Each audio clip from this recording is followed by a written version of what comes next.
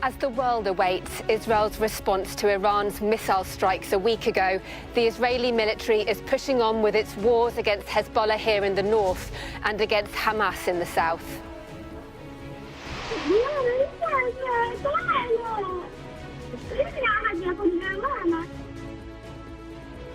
Sky News investigates the final heartbreaking moments of a 5-year-old girl in Gaza, and here's her mother's call for justice.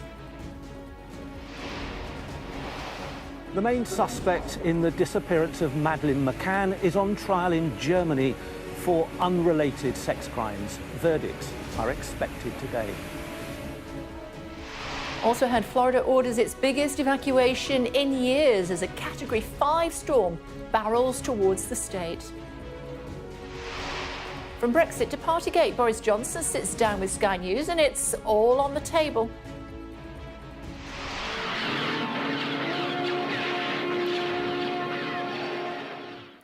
And may the props be with you. A helmet from Star Wars goes up for auction and could fetch as much as £500,000.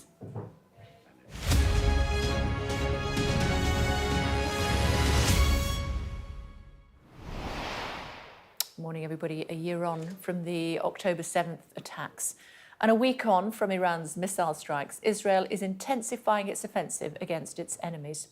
At least 77 people have been killed by airstrikes in Gaza in the last 24 hours, and Israel claims to have killed a senior Hezbollah leader in Lebanon.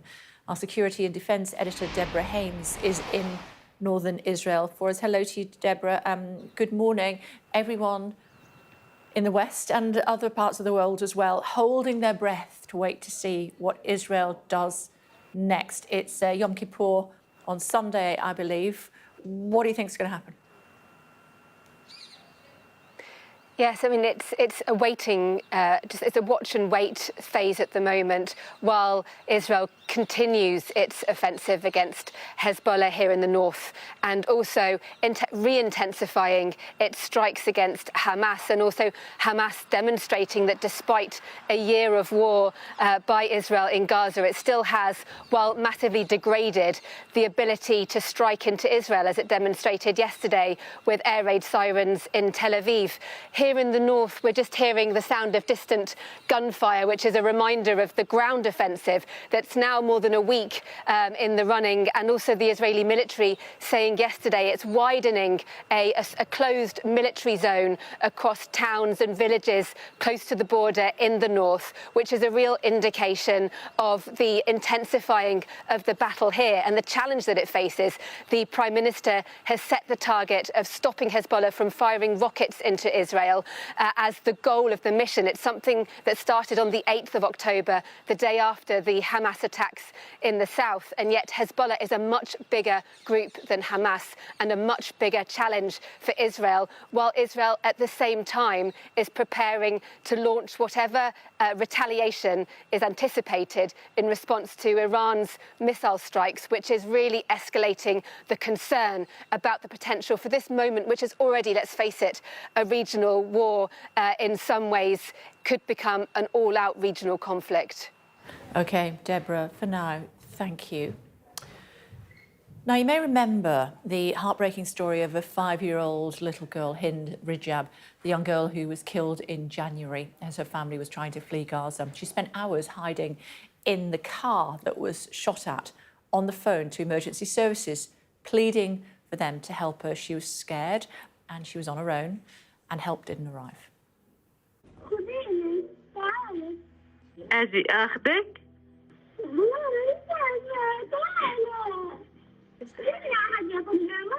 حبيبتي طيب ما أنا يا حبيبتي رح أجي أخذك هلا عمو من الهلال عماله عم بنصك عشان إحنا نقدر نيجي ناخذك حواليكي في ضرب رصاص خديني.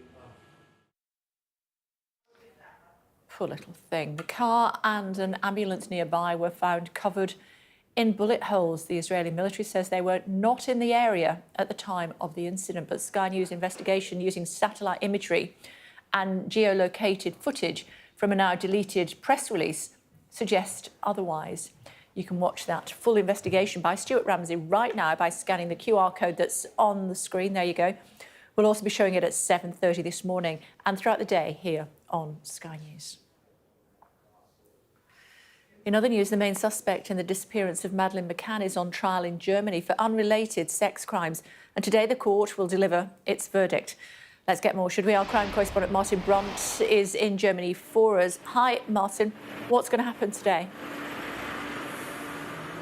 Well, we think by lunchtime we'll know Christian B's fate in terms of this trial. But I should tell you that his defence team last night were very confident that this will end in acquittals. They don't believe that the prosecution in this trial that's limped on for about 8 months has really landed a punch on their client, Christian B, as he's known under the German privacy laws.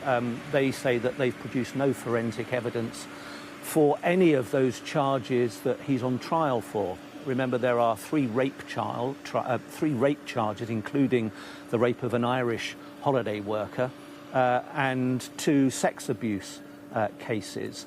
No forensics, no viable witnesses, according to the defence. In fact, they say that one of the witnesses who identified him only did so after his picture had emerged 4 years ago when, you know, across the world he was seen to be the main suspect in the Madeleine McCann case. The defence argue that this man would not be on trial for these unrelated to the Madeleine case, these unrelated sex crimes, if he wasn't the main suspect for Madeleine McCann. The German prosecutor is in charge of the Madeleine McCann case. The German prosecutor is in charge of these crimes for which he's on trial.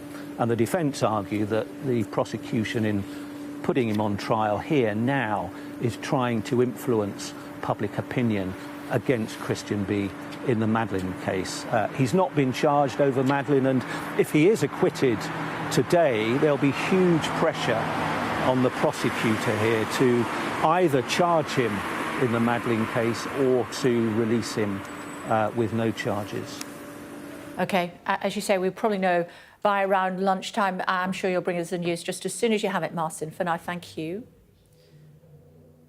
Meantime, high alert in Florida. Yes, very much so. Potentially a once-in-a-century storm there, because what could be the worst hurricane to hit the state is due to make landfall tomorrow. Just days after Hurricane Helene tore through the Sunshine State, residents are now preparing for the rapidly intensifying storm Milton. Authorities are warning of life-threatening storm surges, with some parts subject to mandatory evacuation orders. 4 students are in hospital after a school bus overturned in Northern Ireland. 44 people were on board when the double-decker bus crashed onto its side in a County Down field yesterday afternoon. Firefighters had to use specialist cutting equipment to free 2 passengers from the wreckage. Police are investigating. The Fire Brigades Union will stage a rally outside Westminster later, calling for greater investment ahead of the budget this month. Hundreds of firefighters from across the UK are expected to attend. They say investment in the fire service has been neglected and want the introduction of national standards. Opposition supporters in Albania clashed with police on Monday night. They're demanding the government be replaced by a caretaker cabinet before next year's parliamentary election. More than 1,000 police officers were deployed across the capital, Tirana, as thousands of opposition supporters protested, hurling petrol bombs and rocks. The incumbent Prime Minister has been accused of corruption by opposition leaders. And a British climber who went missing for 3 days in the Himalayas has been confirmed as safe. Faye Manners and her American climbing partner were trekking up Chowkamba mountain in India when they lost their equipment in a rockfall. The pair sent a distress signal down to the base camp before authorities eventually were able to mount a rescue and airlift them to safety. Let me bring you some breaking news just reaching us here at Sky Centre. Water firms have been ordered by Ofwat, the regulator, to pay back customers more than £157 million. In more detail, it's in England and Wales. The money, £1.57.6 million to customers due to their poor performance. Ofwat said the rebate would come off bills for households and businesses in 2025-26. Last year, the water regulator ordered firms to repay £114 million. It doesn't look as though they've learned from that, does it? And this time, they'll have to pay back £157.6 million. We'll get more information on that and update you here on Sky News. Meantime, let me tell you that from Brexit to COVID to Partygate, Boris Johnson's time inside Number 10 was full of controversy. In a wide-ranging interview with my colleague Wilfred Frost, he discussed how sorry he really was over parties in Downing Street during lockdown. The next few days you're doing what? Boris Johnson's new book covers his political career from start to finish. But what remains most of interest is what brought it to an end, Partygate. And at times in the book, he appears to dilute his past apologies. You regret the nature of the grovelling apologies, your quote, and you. That's it. So the reason and for you that, suggest they made you seem more culpable than you were. That's right. My question is, do you accept though that people were enormously upset by Partygate? So yes, of course, and so that's why I apologise and continue to apologise for things that we got wrong. The problem with issuing a great big blanket, and the point I'm making in Unleashed, is that by issuing a great big blanket apology at the get-go, before anybody really knew what had happened or what was true or wasn't true, was that reasonably enough in the public imagination, it looked as though I was accepting every single allegation that was subsequently made. And I wasn't. I didn't mean to do that. At times, you seem to mock the public for how closely they followed the rules. You write, the real question, I suppose, is why... I totally reject that. Let me read this line. I totally reject that. You write, why on earth the public so avidly craved these rules, why they were so willing to have their doings circumscribed in such rabbinical detail. You go on to say the rules for people were, quote... So I'm talking about a particular phase in the... And I totally reject what you just said, but I talk about a particular phase during the pandemic when... we had come out... So we'd gone through the first lockdown. We were coming out... We were coming towards the autumn of 2020.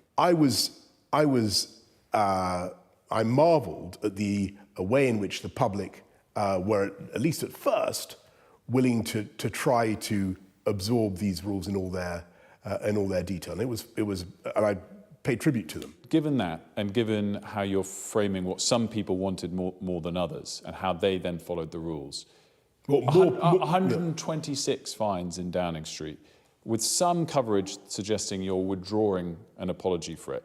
Here and now, clarify if you are sorry to those people. Of course. I mean, I say in Unleashed, I try to explain that I made many mistakes. Make of that what you will. Wilfred Frost, Sky News. Very atmospheric there, Wilf. I know there's a longer version as well, isn't there? What did you make of his demeanour? Well, as ever, he was on jovial form, which I think is always interesting when you then come to talk incredibly important topics. The area there on Partygate I thought was really interesting. He did say that he thinks people craved the lockdown rules, which is revealing, whatever else you make of it. And of course, there were apologies towards Partygate, but with caveats. He said, I made many mistakes, but goes on to say, but in the handling of the story, as opposed to the issue themselves. And we've all been there personally. You can say, I'm sorry, but you add a but, and it doesn't necessarily cut across for everyone. But we'll let the viewers decide what they make of all of that. We talked about Brexit as well, of course. In that, he says, in retrospect, immigration went up far too much, but he was otherwise very combative, defensive and evasive about Brexit. The area where you probably get the most contrition, both in the interview and indeed in the book, is the way in which he governed. And in the interview with me, he does acknowledge that he governed in a presidential way rather than prime ministerial way. And he says he was complacent and bitterly regrets that. And it'll be interesting to see how that goes down with his MPs. What of them, of course, are still left. Lots more sort of come on that. We'll have more of it throughout the morning, in full at 10:30, and throughout the morning. OK, for now, well done, Will. For now, thank you. Louise Haigh, Transport Secretary, is with us now. Good morning. Morning. It's great to see you. Have you been following the excerpts from the former Prime Minister's memoirs? Sadly, you can't avoid the ongoing impact of Boris Johnson. Fascinating to see the interview that your colleague managed to achieve with him, and his sorry for being sorry in the first place. Quite an extraordinary omission. How should he be remembered? Well, I mean, I think he pointed to it there, his chaotic premiership. The parties in Downing Street, whilst the rest of the country was locked down and unable to attend the funerals of their loved ones. And I think that's what will strike people as particularly upsetting with that apology now, because that should have been an apology to the people who went through remarkable and untold suffering during the COVID pandemic and then were totally betrayed by what they saw at the time in Number 10. That's Boris Johnson. How will you remember Sue Gray's tenure? Well, Sue Gray is an exceptional public servant, and she worked really hard for us in opposition in helping prepare our manifesto, and particularly the work with the English regions and the mayors. And that's why we're really delighted that she's taken up the role of the Chair of Council of Regions and Nations, and will continue that important work and look forward to continuing to work with her. Yeah. Should she have been sacked? Well, she offered her resignation, in her own words, because of the intense speculation about her role, and because she felt that it was right that the operation. What do you think? I mean, she's a strong woman. You're a strong woman. Was it right? I'm a strong woman. Was it right for her to step aside?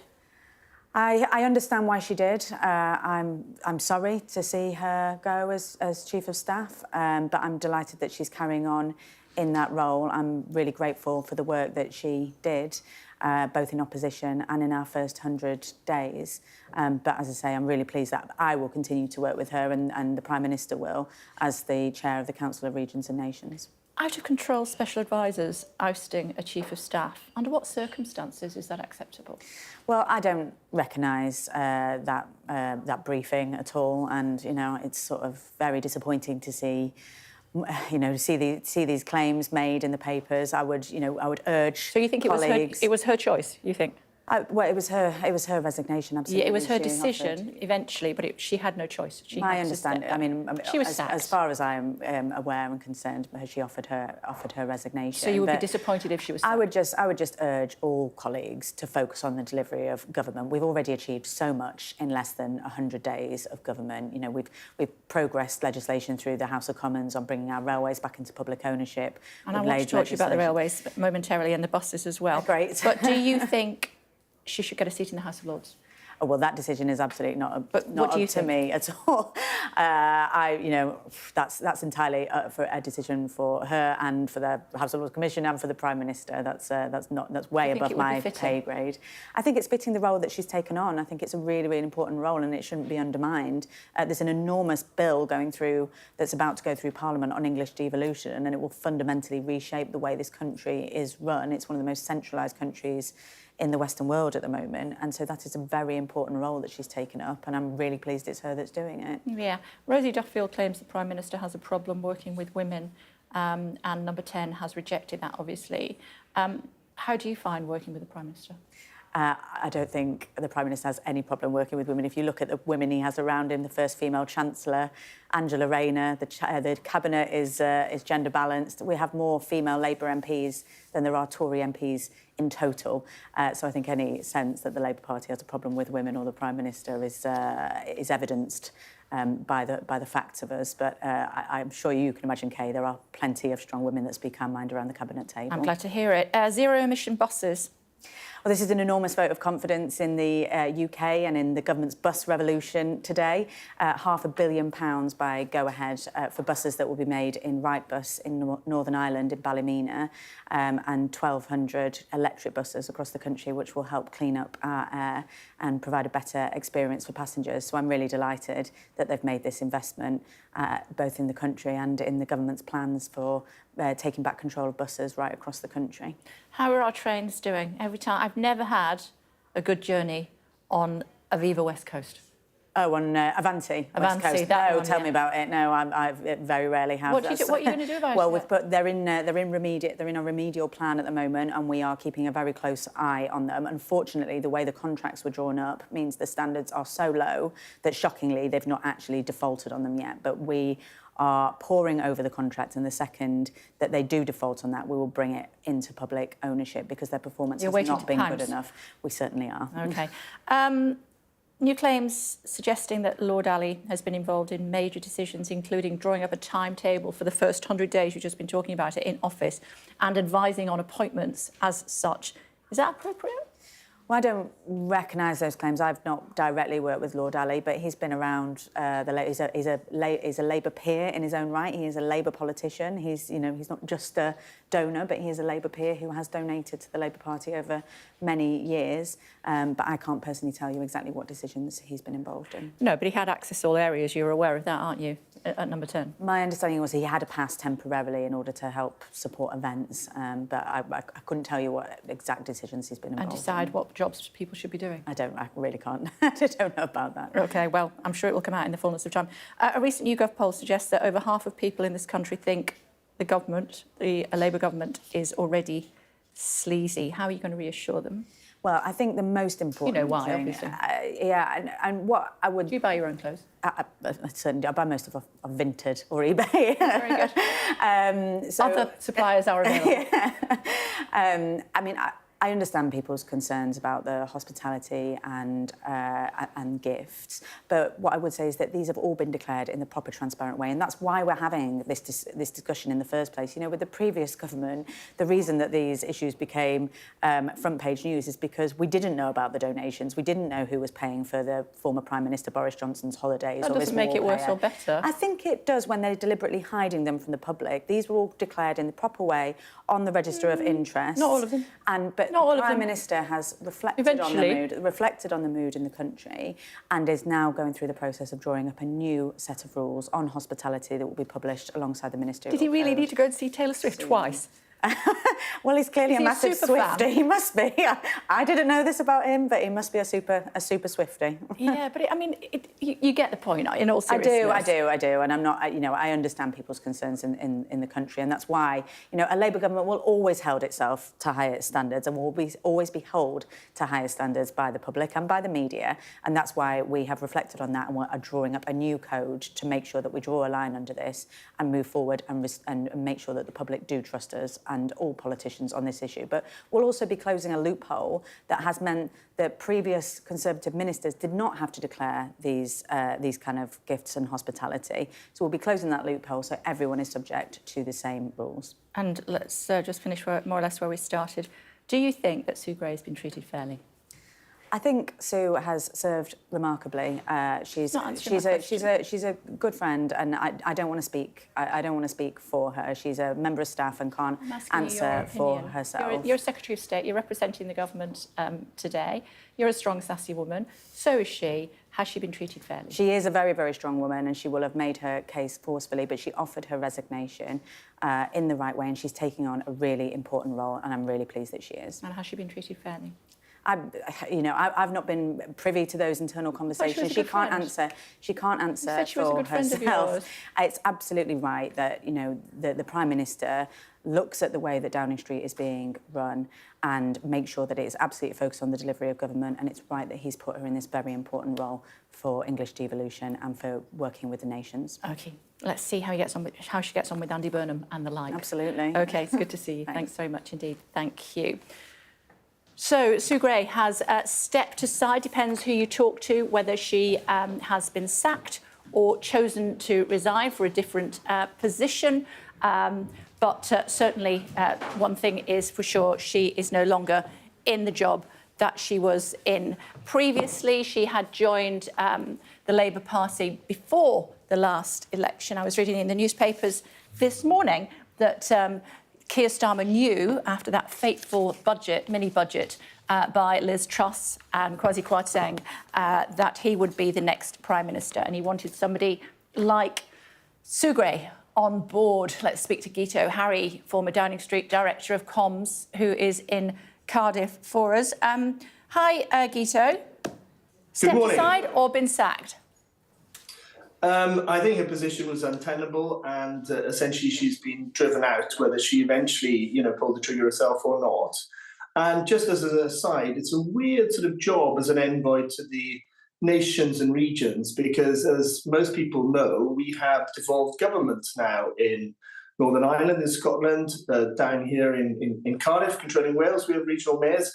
We also have secretaries of state in cabinet in London who represent these places. So I'm not sure what the role of envoy involves and whether that is tenable, but that's the next step, I guess. Just to go back to the question, do you think she did decide of her own volition, or do you think she was biffed? I think it was impossible for her to carry on, and essentially, the people in number 10 who did not get on with her probably did not like her judgment. Maybe some of them resented the power that she had, got the better of her. But in the end, the Prime Minister could have held on to her. All power leads to the Prime Minister in the end, and he's decided to let her go. So in that sense, I guess it is a sacking. When you become the story, as you know yourself, from when you were working with Boris, and we've seen Alistair Campbell and others, if you're the story, your position's untenable, surely. Well, it depends what you're the story for. If you're the story because you've decided you're going to earn more than the Prime Minister, that's untenable. If you're the story because all kinds of things are going horribly wrong and you're meant to be the person who's going to stop those, that's pretty untenable. If the things going wrong are largely to do with sleaze and, let's say, ethics, and your background is in government ethics, that's not a very good look. I think there are probably situations where you can at least briefly be the story, and that can be an asset, or at least not a fatal blow to you. What impact do you think her departure will have on Downing Street? It depends. I remember in the first term that Boris Johnson had as Mayor of London, we lost 4 senior people in the first 3 or 4 months, and it looked dreadful from the outside. People were saying the wheels were coming off. But inside, each one of those departures made the team stronger, and the people who came in, or the people who stepped up, actually had a far better grip than the people who had left. And he settled down to 4 fantastic and effective years as a mayor at the time, went on to win a second term as well. So if that happens because there is confidence in the team that he now has, and the right people who are the instinctive leaders which tend to emerge in a situation like this are the ones that are actually at the helm, it could be a very positive thing for him down the line. But there are systemic issues with the way number 10 functions, I think. And there are systemic issues with the way the Labour Party is set up. And the inevitable tension always is between the gang who get the team over the line, if you like, and get them into power, and the people who are better suited to the pace and the sort of perspective of governing. And on that sense, the weird thing is that she was not a campaigner. She was the kind of person who's meant to be comfortable in government, but it's in government that she has failed and ended up being fired, not in opposition, trying to get into government. Given that you were at City Hall, I'm guessing you worked with James Cleverly at the time. He's forgotten to add a couple of freebies with his missus' names on in the register of members' interests. Do you think he's held below the waterline? He'd had a good conference, but there's some dark arts going on. I think people are sort of attacking him because he is the front runner, and rightly so that he's the front runner, because he is somebody who could step into the job of the important job of leader of the official opposition tomorrow. I hope he does in a few weeks' time. He has the experience of having done 2 of the biggest jobs going in government. He's also been party chairman, so he knows the machinery. But more important than anything else, James is a signed-up member of the human race. He's a decent guy. Virtually everyone who would bump into him or spend any time with him would think he's a decent guy, and he's got good instincts, and he's a great communicator. So I think that's what Conservative MPs and, down the line, Conservative Party members should focus on. What do you think of Boris's book? I have it here. And it's a very good read, as you can imagine. He writes like a dream. You can hear him chuckling to himself in part as he's writing it.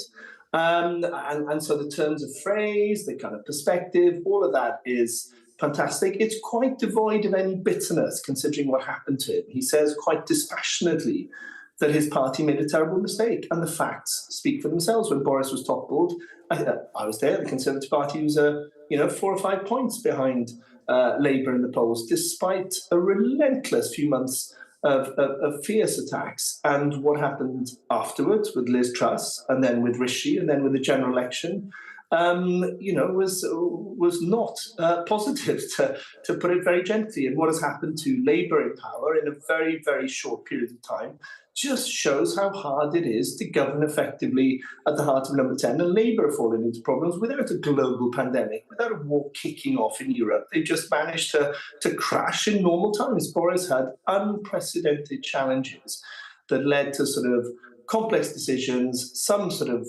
behaviours that we've all gone over plenty of times, that made his party sort of bring him down. And, he thinks they made a terrible mistake, and I think he's right.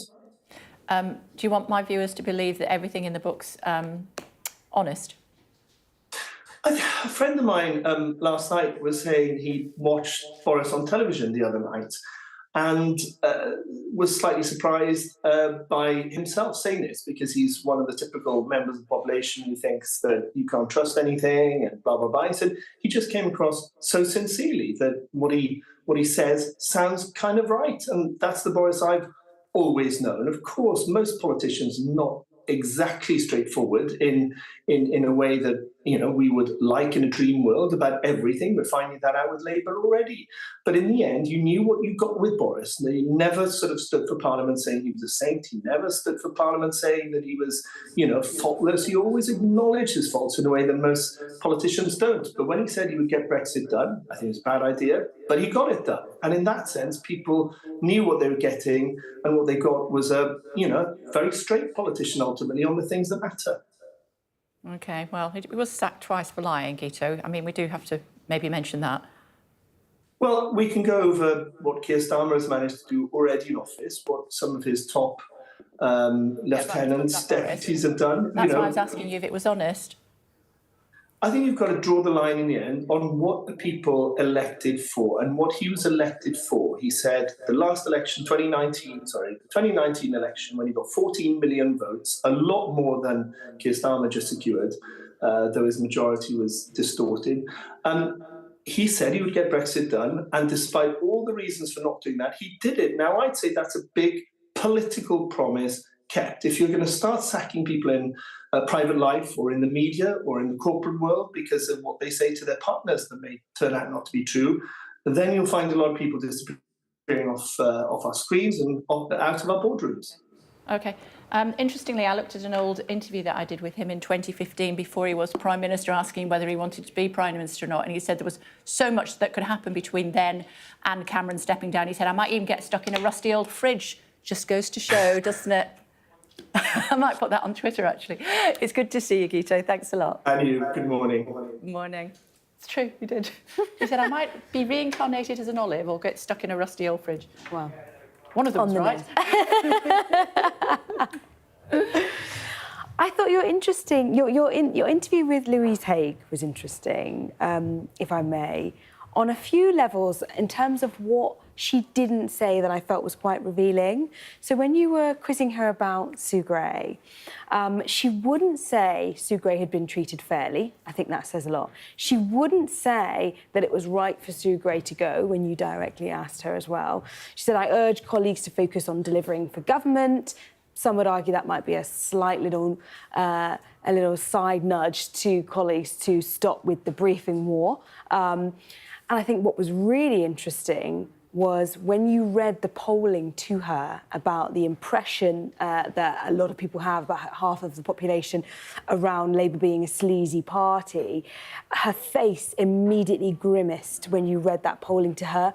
And I think that the facial expression that she made as you read that polling says a lot about how government is feeling frustrated and disappointed in itself / its leader, and how that story has been allowed to spiral utterly out of control in a way that others would say it should have been managed and shut down a lot sooner. OK, for now, thanks so much indeed. Thank you. Interesting that she said that she had resigned and that she was a close friend of hers, but they hadn't discussed it.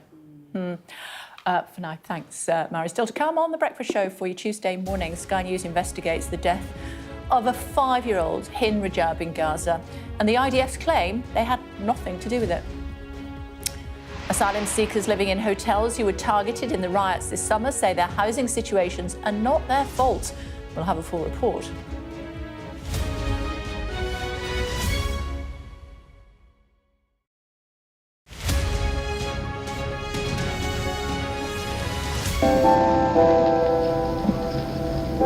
I'm Stuart Ramsey, and I'm Sky's chief correspondent. An enormous explosion that's just come down. I think it was a monster just landed in between us.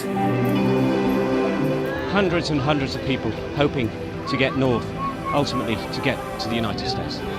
It's a border where they're not welcome, yet they keep coming. We saw snatch squads going in, grabbing people, taking them out and putting them into trucks and taking them away. They make about 50 kilos of fentanyl a week. It's incredibly dangerous and toxic stuff. There's been an upsurge in deaths. The fighting between the gangs is getting more and more vicious. Is this now all your territory? Yeah. The battlefield is outside the barricades, which is over there. This is much more like a normal town. It's really sending a clear message that Venezuela is eager for change. We've been crushed. Free from wherever you get your news. We are in the middle of a forest, in a jungle really, and they're attempting to keep these men alive. This is real, hardcore emergency medicine. The information on this could bring down the entire network, not just in Iraq and Syria, but across the world. Sky News, the full story first. Well, hundreds of thousands of people have been using the beast for years to traverse Mexico, but it is really dangerous. Many people have died riding it.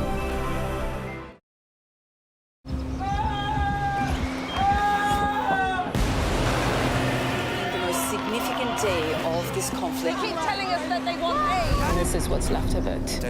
Heavy vehicle. Why only in America? People want their country to work. Just want a job in a normal life. Why are these homes empty? I want you to be honest with people. That has happened within minutes. Sky News, the full story first. Free wherever you get your news. I say, bring it on. With America divided and tensions running high, get ready for an election like no other. Join our teams as we follow the campaign trail as America decides. We will win, win, win. Get closer to the action this US election with full reaction and analysis. Sky News, the full story first. Hi, everybody. Let me tell you about the heartbreaking story of a final phone call from a 5-year-old, Hind Rajab. She told the emergency services in Gaza at the beginning of this year, "I'm so scared, please come and get me." She'd been travelling with her family in a car when it was shot at. She died without ever getting help because the paramedics sent to help her were also shot at and killed. The Israeli military say they were not in the area at the time of the incident, but satellite imagery and geolocated footage from a now deleted news release would suggest otherwise. Stuart Ramsey reports. Much of Gaza lays in ruins. Attention may have moved away from here for now, but the conflict grinds on. Many have questioned Israel's alleged targeting and negligent killing of civilians in its conflict with Hamas. Buried in this rubble are the forgotten victims of this war. Often buried with them the stories of how they were actually killed. Some incidents are more high profile than others. This is the story of the death of one little girl. Her name is Hind Rajab, and she was 5. On January the 29th, with her uncle, aunt and 4 cousins, Hind crammed into a car to escape the fighting in the Tel Al-Hawa neighborhood of Gaza City. Within minutes, they were attacked. Their bodies and destroyed car were found 350 meters away from their starting point. These pictures, filmed by Sky News journalists inside Gaza, show the destroyed car. The black Kia Picanto is covered in bullet holes. Dozens of entry holes can be seen on the right-hand side of the car. After the initial attack, 2 people were still alive. Hind and her 15-year-old cousin, Leanne, who spoke to the Palestinian Red Crescent, begging for help. الو مرحبا عمو. الو مرحبا. ايوه بتدخل علينا الدبابه جنبك. انتم متخبيين؟ في السياره احنا جنبينا الدبابه. انتم جوا السياره؟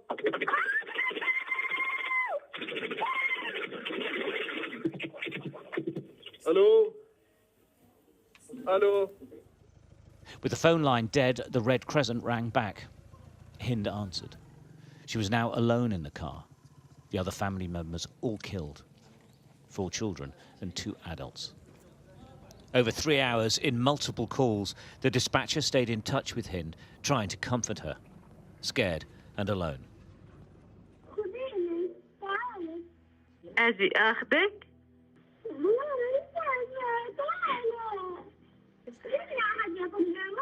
حبيبتي طيب ما أنا يا حبيبتي رح أجي أخذك. هلا عمو من الهلال عماله عم بنصك عشان إحنا نقدر نيجي ناخذك. حواليكي في ضرب رصاص؟ خديني. Rana Farki was the Red Crescent worker talking to Hind. We met at their offices in the West Bank. Nobody here can forget that day. In all my time of working, I've not cried as much as that day. I know Hind's not the only story. I believe there are many stories more distressing than this in Gaza, but it was difficult because I was the one handling it. After hours waiting for permission from the Israeli authorities, the Red Crescent say they received that permission to send help. This is disputed. The IDF says given the lack of forces in the area, there was no need for an individual coordination of the ambulance's route. The ambulance left from the Al-Hali hospital at 5:40 p.m. It was attacked a few meters short of the family car some 20 minutes later. This is the destroyed ambulance. Both paramedics were killed. And this is their radio communication with the Red Crescent in their final moments. خليك معي. شايف السيارة أنت؟ مش شايف مشغل السرينة واللواح؟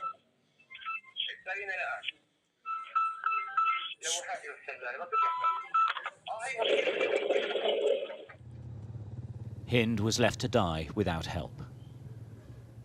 Weapons experts told Sky News the damage shows the ambulance was hit with a large caliber weapon, with the projectile's exit hole visible at the back of the vehicle. Any area it is announced as a military zone, we are completely denied access to it. So that's why we have to seek coordination. Without coordination to ensure safety of our teams, we could not send an ambulance. Sky News has examined satellite imagery taken on the day of the attack. It shows at least 15 military vehicles in the Tel Al-Hawa neighborhood, where the family's car was found. The closest military vehicle is just 300 meters away.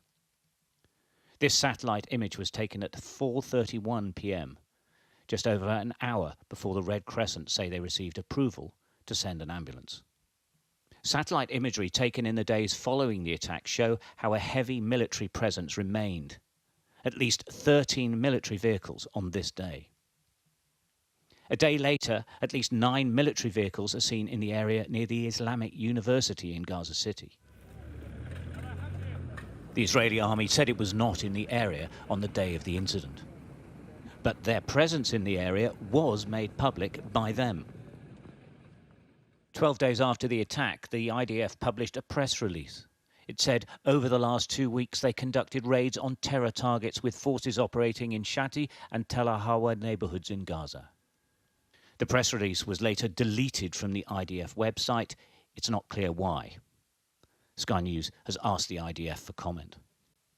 Further down the press release, the IDF embedded videos showing their movements in the area. נמצאים בתוך המטה הראשי של אונר"א ברצועת עזה. אנחנו יכולים לראות איך למעשה אונר"א מאפשר. Sky News geolocated the IDF footage released on the 10th of February, which shows 3 forces, the 401st Brigade, the Shayatet 13 and 52nd Battalion, operating less than 650 metres from the car Hind was found in. While it's not clear exactly what date the footage in the release was filmed, the IDF's presence in the area is undeniable. In response to this report, the IDF told Sky News it appears its forces were not present near the vehicle or within the firing range of the described vehicle, and that the incident has been passed on to a separate investigative body. Hind's mother wasn't in the car. There wasn't room. She escaped with Hind's little brother on foot. She wants someone to explain why her daughter was killed. I am calling on the whole world to stand with us in the case of Hind, so those who committed this brutal crime are held accountable. I need justice for my daughter. The Gaza war is in many ways unique as it's happening in a closed space with no escape and no independent investigation on the ground about what is happening. What has happened and what secrets lie beneath the rubble may never be known.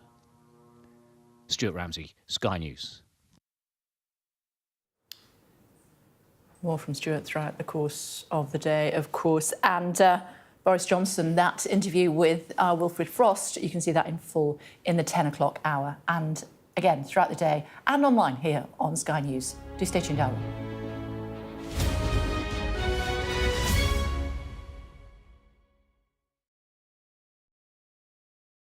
Weeknights on Sky News. This is your chance. Tell people. Welcome to the Politics Hub. Our police force has apologised. If you want to find out about Grimsby, you come to the docks. I'm live in Jerusalem. Are you not concerned that that could lead to all-out war? Hello there, good evening. There are fears of an upsurge in violence. What's at stake here? You are watching the press preview, a first look at the front pages as they arrive. I'm David Blevins, and I'm Sky's senior Ireland correspondent. I've spent 30 years reporting the journey from conflict to peace. The end of the political stalemate, the start of a new chapter for Northern Ireland. Catholics and Protestants now facing the same threat. If we both contract COVID-19, religion's nothing. Sky News, the full story first.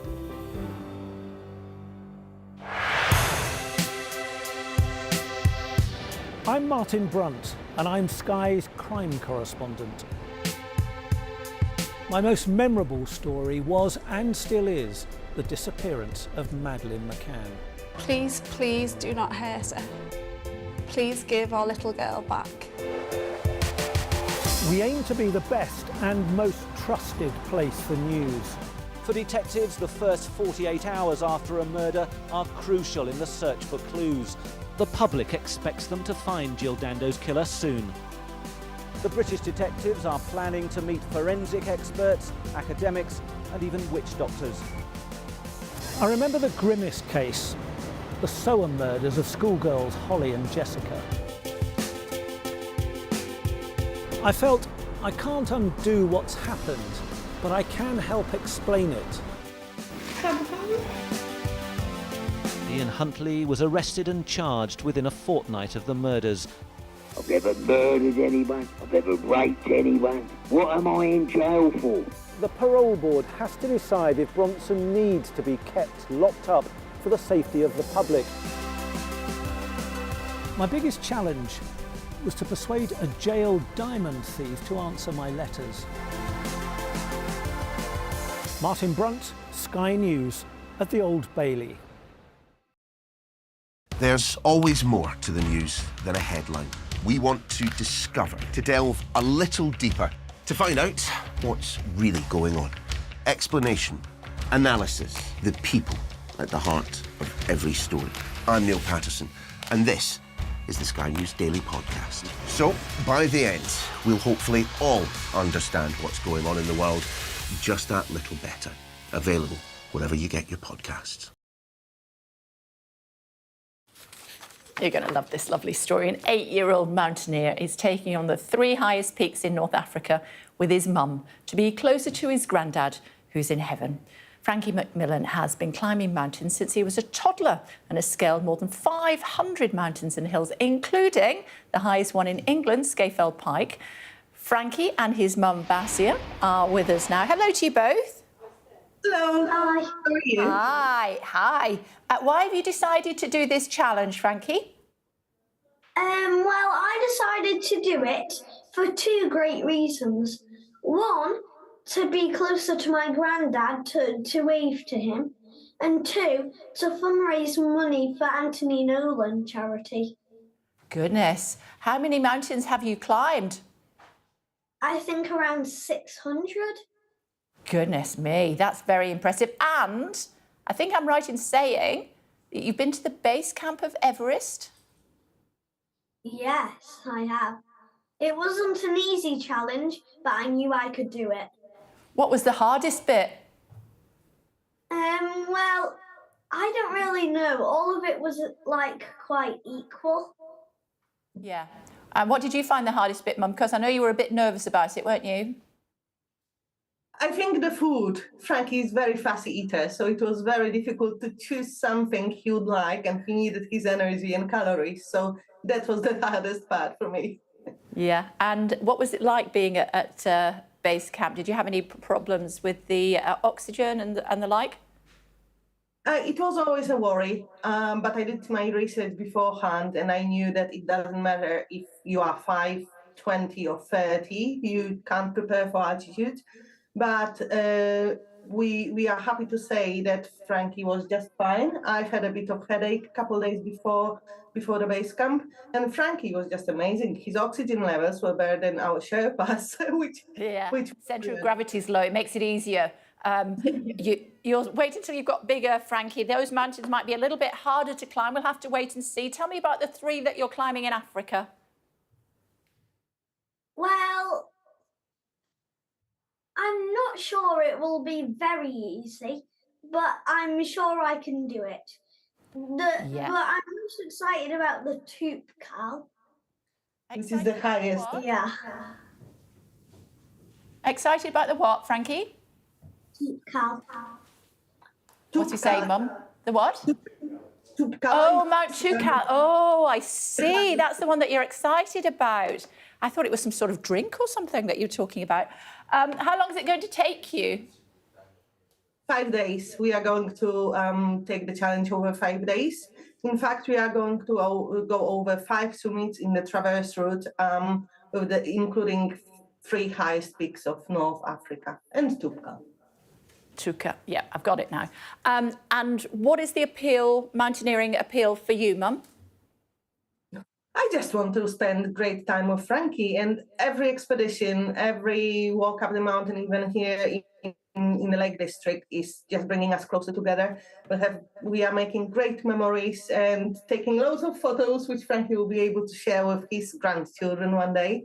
And yes, just being together really, wherever we go, it's always great fun. And we are saying we are a dream team, so that's what I'm looking forward to. And final thought from you, Frankie, or both of you, what's the plan after this challenge? What have you got up your sleeve after that? Well, we're planning to go to North America and South America to scale some of their highest peaks. What does your headmaster say about all this? I have no idea, actually. The right answer. And Mum, how do people help with the charity? We set up the Just Giving page, so everyone can donate on Frankie's page. If you just Google Frankie Macmillan Toubkal or Frankie Macmillan Atlas Mountains, it will come on your screen. We always say that every penny really, really helps and makes a difference. Frankie, there's something you would like to say about that?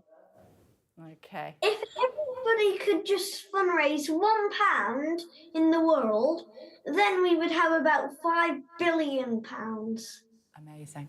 Amazing. Yeah. I'll tell you what, will you come back and talk to us once you've finished? Yeah, if you want. That will be lovely. Yeah. Yes, please. We'll see you then. In the meantime, good luck. Thank you very much. Thanks. Bye. Bye. Bye. I did the 3 peaks once. Did you? Yeah. in 23 hours and 20 minutes, but I was overtaken by a stormtrooper going up Scafell Park. You see what I did there? Were they wearing one of the helmets? Yes, they were.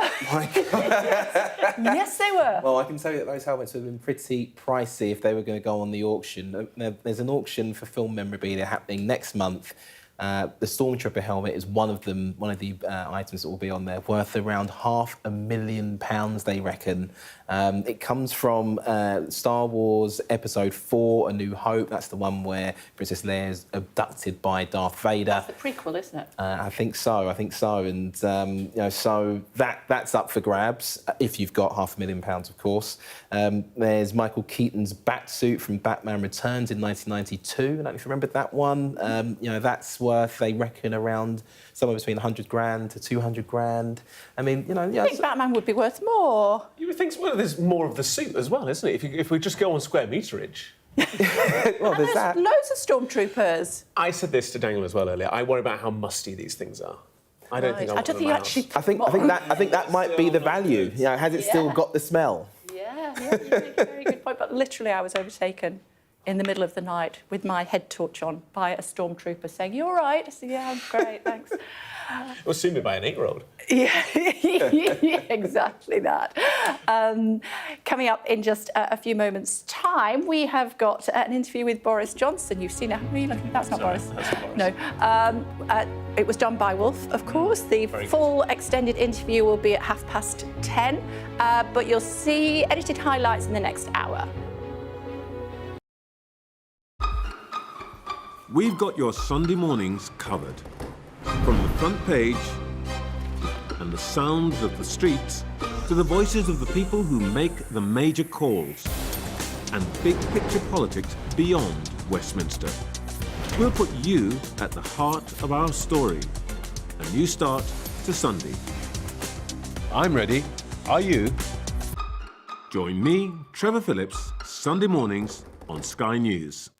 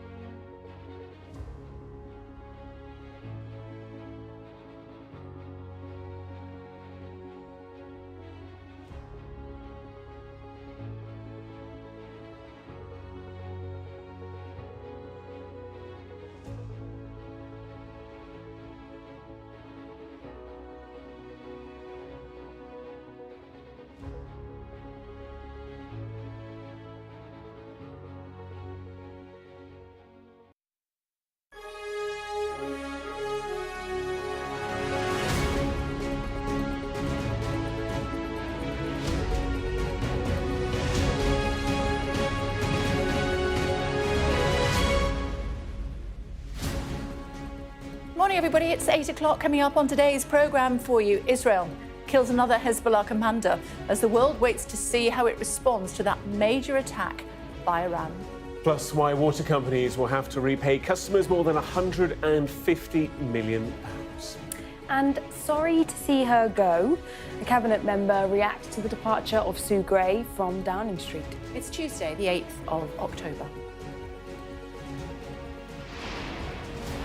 Here in northern Israel, the Israeli military signals a widening of its ground offensive against Hezbollah. Sky News investigates the final heartbreaking moments of a 5-year-old girl in Gaza.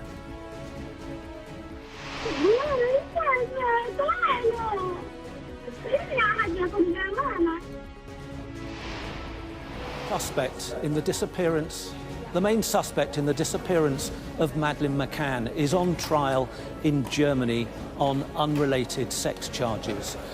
We expect verdicts sometime today. Also ahead, Florida orders its biggest evacuation in years as a Category 5 storm barrels towards the state.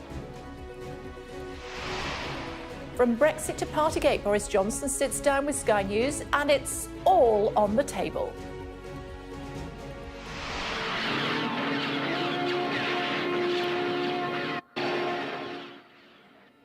And may the props be with you. A helmet from Star Wars goes up for auction and could fetch as much as £500,000.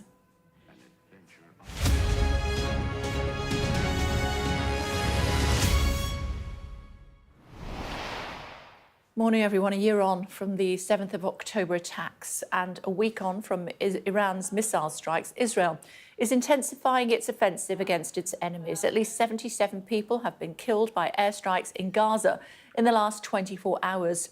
And Israel claims to have killed a senior Hezbollah leader in Lebanon. Our security and defence editor, Deborah Haynes, is in northern Israel for us this morning, and the world still waits Israel's response after those attacks from Iran last week. Good morning. Good morning. Yes, nobody knows. Well, obviously the Israeli government is working out when it's going to strike, but we are all just waiting to see when it will happen. The only certainty is that there will be some kind of retaliation, and all the while Israel is continuing to fight on multiple fronts. And there's been an interesting, notable development in the offensive against Hezbollah inside Lebanon. The military officially confirmed that ground operations had begun inside southern Lebanon, which is behind me about 5 miles in that direction, exactly a week ago, with ground troops in southern Lebanon, according to the Israeli military, conducted limited targeted operations. Today we've heard from the military that they are now launching the same kind of, it's the same language, limited, localized, targeted operations, but it's moved now into southwestern Lebanon, so not just here in the south, but also closer to the Mediterranean coast. And interestingly, my team and I were in the sort of northwest Israel just a couple of days ago, visiting a town close to the Mediterranean coast. While we were there, we did hear military activity. We heard what sounded like an airstrike, maybe a mortar round being launched. But that whole area now has become a closed military zone as of 10 o'clock last night. So the clearest possible indication that this war inside Lebanon, the ground offensive, is expanding in length, but clearly Israel has been at pains to say that this is a limited operation. And just one final point in terms of here, you can hear an outgoing round there. There's a helicopter above me. We've heard gunfire in the distance. There's clearly, while the operation might have expanded in terms of the length of the country that's being targeted, there's still very much an intense fight going on behind me as well. OK, for now, thank you. Now, you may remember the heartbreaking story of 5-year-old Hind Rijab.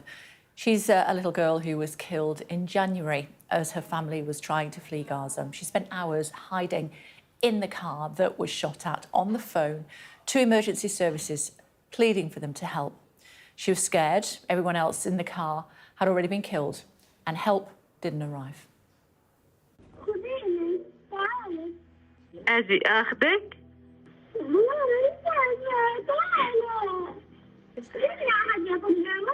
حبيبتي طيب ما انا يا حبيبتي رح اجي اخذك هلا. عمو من الهلال عماله عم بنصك عشان احنا نقدر نيجي ناخذك. حواليكي في ضرب رصاص؟ خذيني.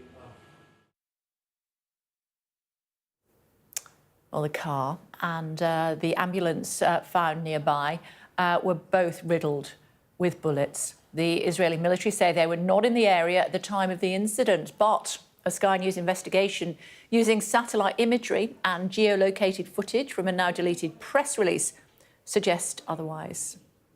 You can watch the full investigation by Stuart Ramsey right now by scanning the QR code that's on the screen, and we'll also be showing it at 8:30 this morning and throughout the day here on Sky News.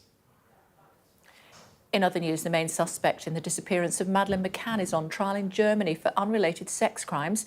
And today the court will deliver its verdict. Martin is in Germany for us. What's the plan, Martin? We're going to hear from the judge in about an hour's time, and that might take 3 hours while she explains what her verdicts are going to be. But by lunchtime, we should know Christian B's fate. Now, this is a trial that's limped on odd days and odd weeks since February.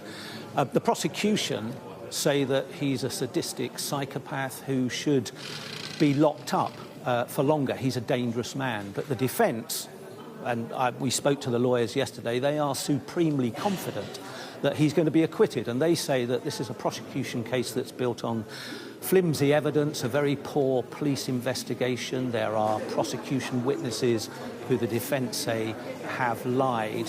And they say that ultimately this man, Christian B, is only on trial for these unrelated sex crimes because he is the main suspect in the Madeleine McCann case, and the prosecution hasn't yet got enough evidence to charge him over Madeleine, so they've put him on trial for these crimes, and their hope is to influence public opinion against this man, Christian B.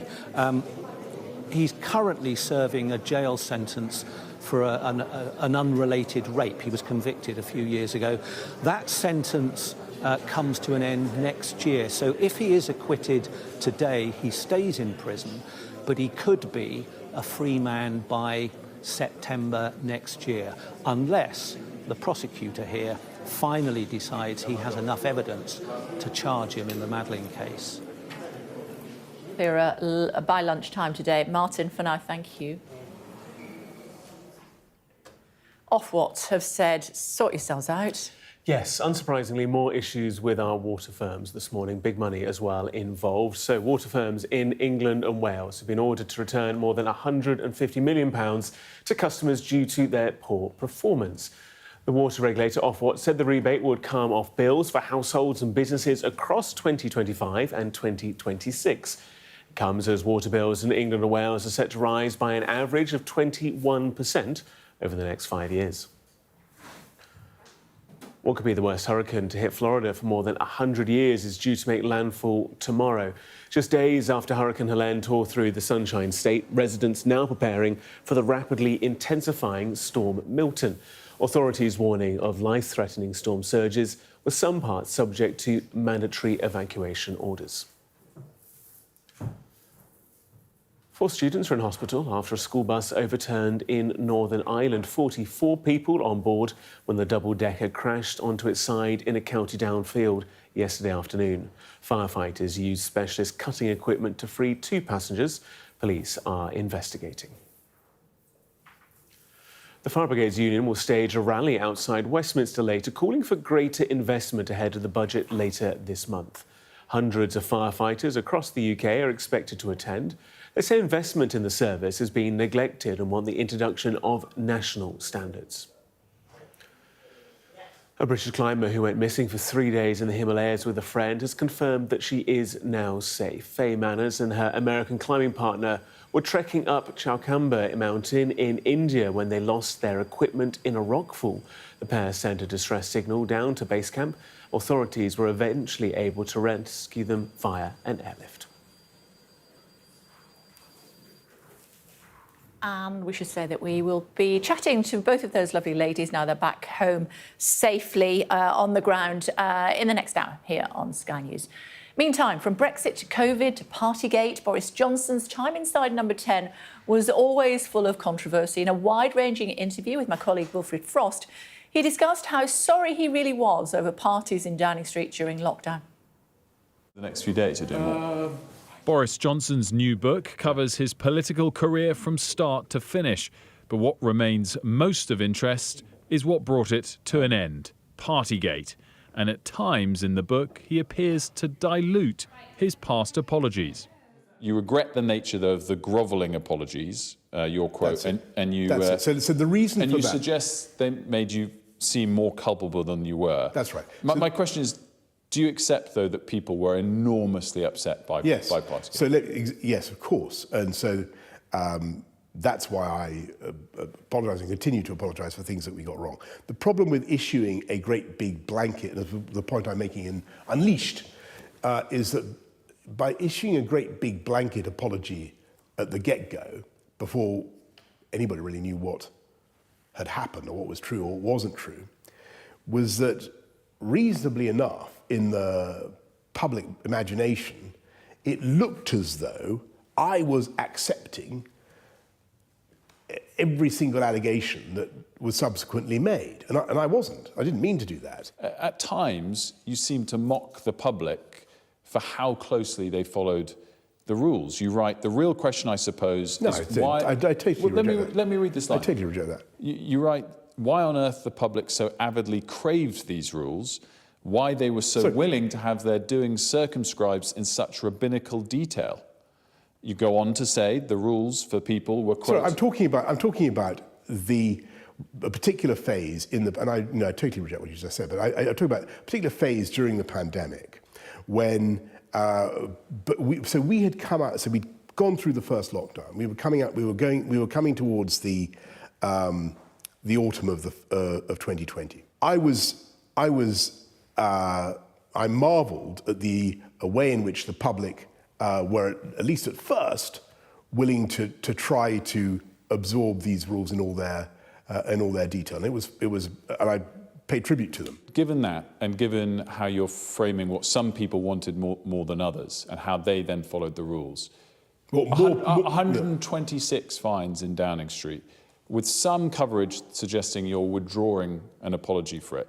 Here and now, clarify if you are sorry to those people. Of course. I mean, I say in Unleashed, I try to explain that I made many mistakes. Make of that what you will. Wilfred Frost, Sky News. Full 10:30 this morning. Damien Hines, Shadow Education Secretary, is with us this morning. Hi, how are you? It's always great to see you. How will you remember Boris? How will I remember Boris? Boris Why is that a Johnson. Tricky question? Well, Boris Johnson has been a great leader in many ways. Made many of the right calls, particularly on things like the vaccine rollout. And obviously, there were some difficult times. There were some difficult times in many ways, for us and for the country. Who are you backing to replace him? Well, potentially to replace him. I made a decision at the start of this contest that I wasn't going to make a declaration about who I was supporting. Why not? Until we get to the final thing. That's just my decision. You can do it either way. Some people have and some people haven't. It's a it's a multi-stage process, but a number of the stages are grouped together in the parliamentary stages, and then there'll be the final two, which is a member vote. And I've said all the way through that until we got to the two, I wouldn't make a public declaration, and I've decided to stick with that approach. How long? I mean, the process has gone on and on. It has been quite long. I mean, for full disclosure, I was one of those who argued for a long process, because although I get the fact that people would like it over, and obviously the budget's coming up, and that's a very important point. Do you want it to be? But it's also of that? really important that we do take our time with this. It is proper to deliberate and be reflective about the enormity of what has just happened in this election, and reflect on all that went before it, and make sure that we make the right decision for the right base for the years ahead to be the most effective opposition, but crucially to put forward a compelling case to people for the next election. But now you know when the budget is, do you think it should be brought forward so that it... Well, look, there's a set of rules that have been set up by the party. So it can't be 1922 committee. Well, anything can be changed. Yes, so that's why But that's the thing that's what's been set out. That's what people are expecting. I think the most important thing. And by the way, we're going to be holding this government to account at the budget. You know, regardless of the leadership campaign. Who is? Well, you know who the leader of the opposition is, and you know who the shadow chancellor is, and that's what happens. Well, I know that that's the what leader happens of the at opposition budget. is not very happy being in that role anymore. We're very clear about some of the things we know about that are coming forward in the budget. We're very clear about our position on those, including about taxing education. VAT. And of course, there may be VAT. Of course, there may be likely to be further things in the budget, and we will properly scrutinise and properly hold the government to account. And the government would say it's because you've left them a massive, great big black hole. Oh, please. Not the £22 billion black hole again. Look, there are always spending pressures in government. Whenever you start as a minister in any department, day one or day two, you get this briefing telling you about all the unfunded pressures. And at the Treasury, that happens in aggregate across government. Of course there are pressures. By the way, there are usually also underspends elsewhere in the department or elsewhere in government. As a minister, it's your job to manage those pressures. And yes, you have to make choices.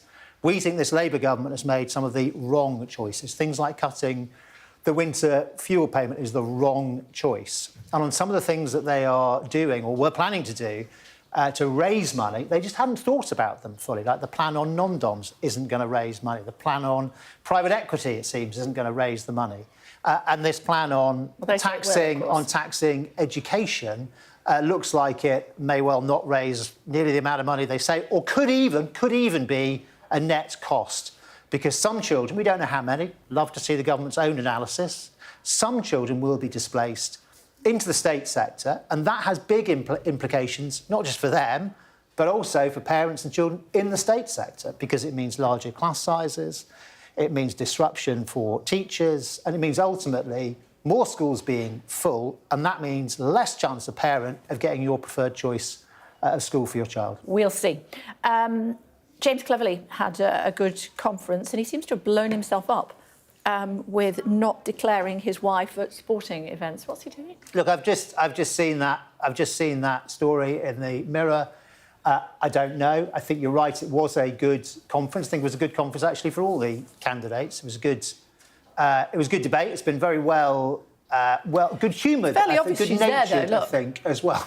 She's there. She's there in Sydney, and the one before was at Wimbledon. I genuinely can't. I genuinely can't look at a photo live on your brilliant programme. Why not? And be able to tell things that I can tell you he was at Wimbledon, and I can tell you he was at the Women's World Cup in Sydney. He's now declared it, but only when people said, "Oh, what about this?" Yeah. So look, I can't add to. I can't add to that. That's my honest response. Okay. Can we agree it's not smart? That's my honest response.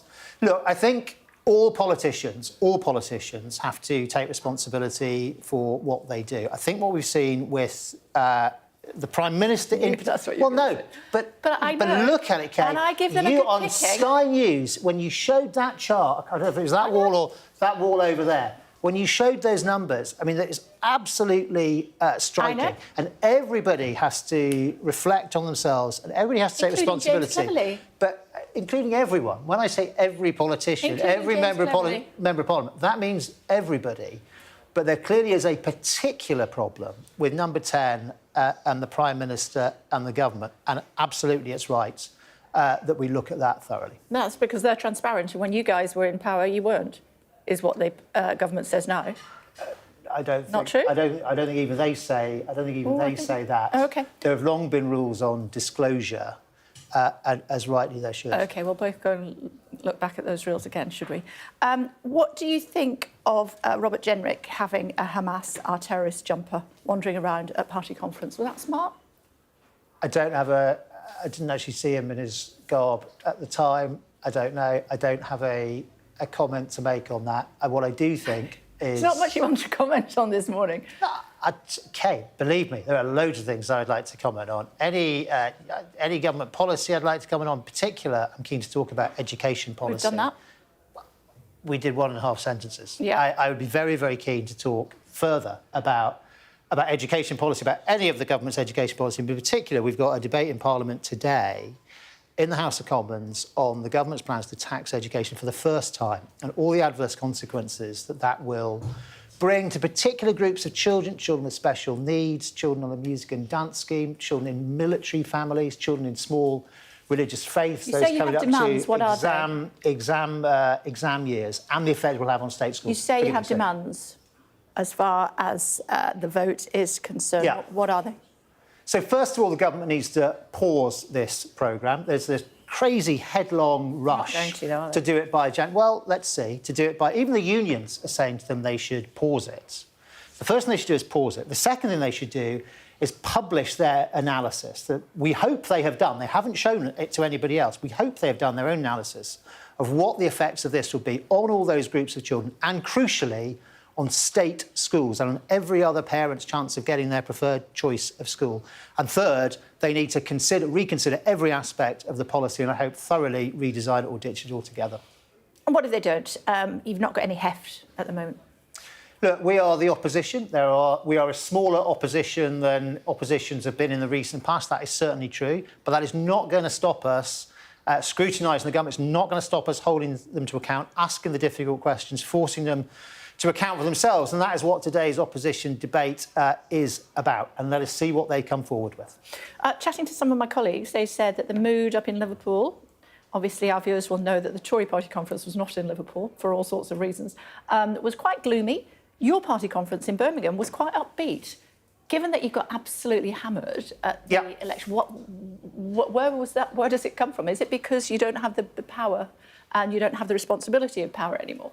No, look, I think it is. I don't think there's ever a problem, by the way, with being upbeat. I think in life it's good to be optimistic and to see the opportunities, to see the possibilities. But it is also true we have just suffered a really bad defeat, and we have to reflect on that soberly and slowly and carefully and make sure we learn all the lessons. But that doesn't stop us also, as I say, being able to see the opportunities and, looking forward to... It's a different type of responsibility being in opposition, but it's still a key responsibility, a key role constitutionally, holding this government to account, and we are going to do it. Yeah. You need a good leader, though, don't you? Yes. Who is it that you want? See what you can do. Would you give Sue Gray a job? I beg your pardon? Would you give Sue Gray a job?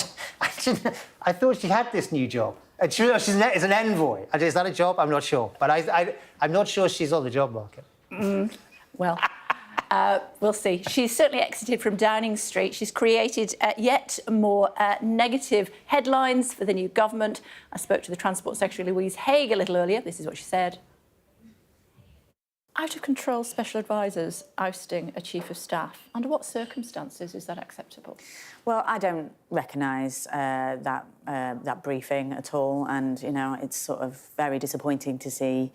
To see these claims made in the papers. I would urge. So you think colleagues... it was her choice? You think? Well, it was her resignation. Absolutely. Yeah, it was her decision eventually, but she had no choice. I understand. I mean, she was sacked. As far as I am aware and concerned, she offered her resignation. So you would be disappointed if she was sacked? I would just urge all colleagues to focus on the delivery of government.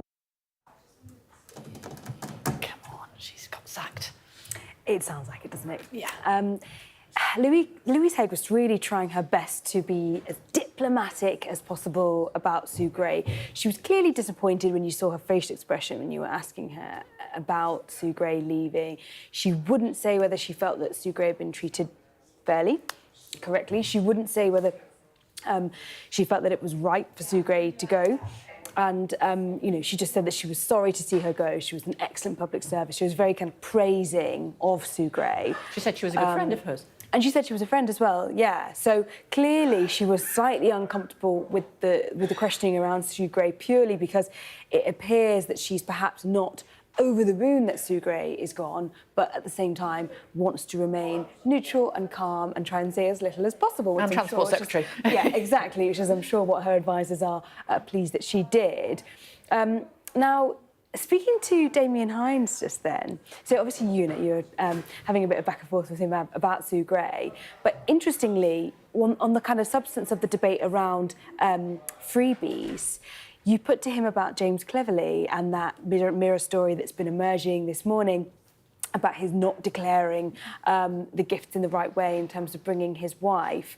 And, you know, James Cleverly's spokesperson has said, you know, there's nothing to see here, it was a genuine mistake, it's been rectified with the FCDO, and therefore now all is well. Twice. But this really indicates the danger, doesn't it, Kate? It's so dangerous for politicians to try and, first of all, attack their opponents for things like this, because as soon as they have been found to do something similar or something vaguely in the same ballpark, it puts them in the firing line, and then they can look like hypocrites. And really, really quickly, one thing that Damien Hines said, you were asking him about the tone in conference, and he replied to you and said, there's nothing wrong with being optimistic. In life, it's good to be optimistic.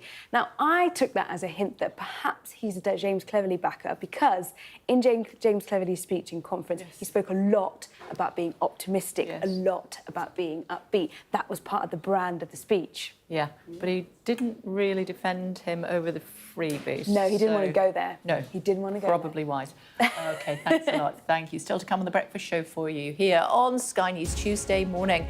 We investigate the death of a 5-year-old child in Gaza, and the IDF claims they had nothing to do with it. Should new drivers be banned from giving people a lift? We'll hear why some think they should. And may the bid be with you. Thousands of movie props go under the hammer in London.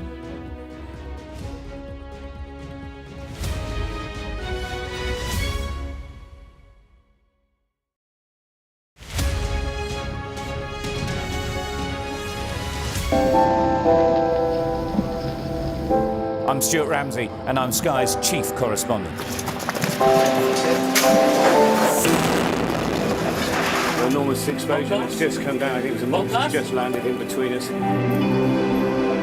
Hundreds and hundreds of people hoping to get north, ultimately to get to the United States.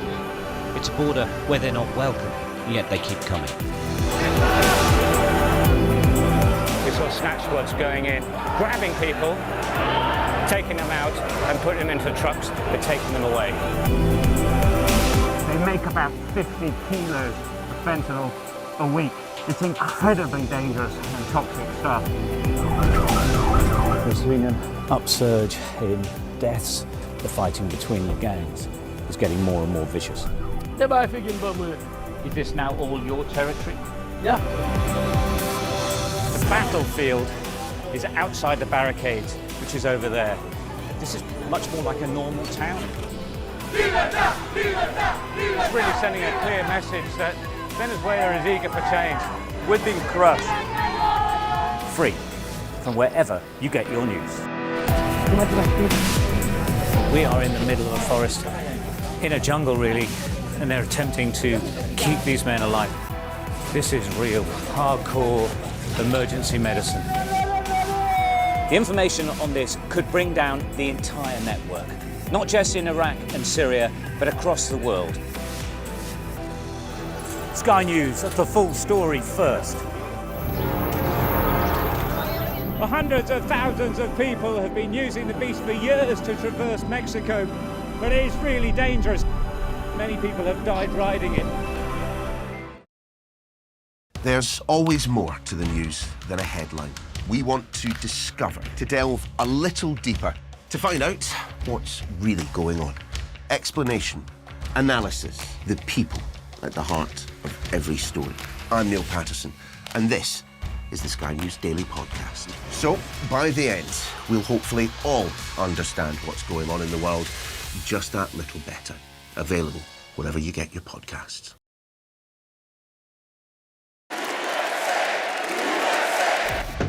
I say, bring it on. With America divided and tensions running high, get ready for an election like no other. Join our teams as we follow the campaign trail as America decides. We will win, win, win. Get closer to the action this US election with full reaction and analysis. Sky News, the full story first. Hello again, everybody. Welcome back to The Breakfast Show. In just a moment, Sky News investigates the death of a 5-year-old child in Gaza. But first, our top stories for you this morning.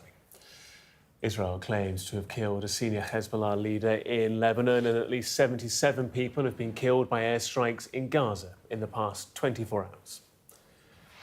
Sky News investigations found the Israeli military was in the area of Gaza where 5-year-old Hind Rajab was killed in January despite claiming otherwise. Her mother tells us she wants justice. The main suspect in the disappearance of Madeleine McCann is on trial in Germany for unrelated sex crimes, and today the court will deliver its verdict. And water companies have been ordered to repay customers £158 million due to poor performance. In a final phone call, a 5-year-old girl, Hind Rajab, told the emergency services in Gaza, "I'm so scared, please come and get me." She'd been travelling with her family in a car when it was shot at. She died without ever getting help because the paramedics sent to her aid were also shot and killed. The Israeli military say they were not in the area at the time of the incident, but satellite imagery and geolocated footage from a now deleted news release would suggest otherwise. Stuart Ramsey reports. Much of Gaza lays in ruins.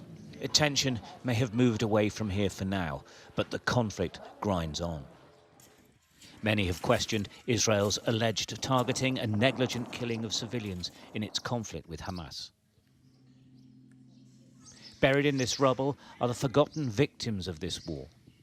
Often buried with them the stories of how they were actually killed. Some incidents are more high profile than others. This is the story of the death of one little girl. Her name is Hind Rajab, and she was 5. On January the 29th, with her uncle, aunt and 4 cousins, Hind crammed into a car to escape the fighting in the Tel Al-Hawa neighbourhood of Gaza City. Within minutes, they were attacked. Their bodies and destroyed car were found 350 metres away from their starting point. These pictures, filmed by Sky News journalists inside Gaza, show the destroyed car. The black Kia Picanto is covered in bullet holes. Dozens of entry holes can be seen on the right-hand side of the car. After the initial attack, 2 people were still alive. Hind and her 15-year-old cousin, Leanne, who spoke to the Palestinian Red Crescent, begging for help. Hello? Hello, مرحبا عمو. الو مرحبا. ايوه بتدخل علينا. الدبابة جنبي. انتوا متخبيين؟ في السيارة احنا جنبينا الدبابة. انتوا جوا السيارة؟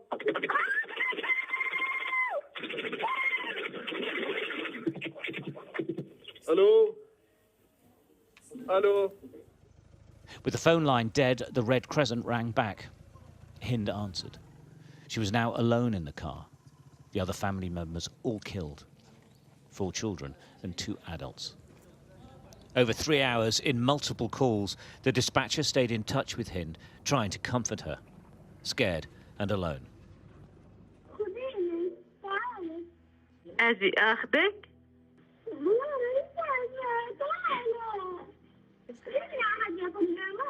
حبيبتي طيب أنا يا حبيبتي رح أجي أخذك. هلا عمو من الهلال عماله عم بنصك عشان إحنا نقدر نيجي ناخذك. حواليكي في ضرب رصاص؟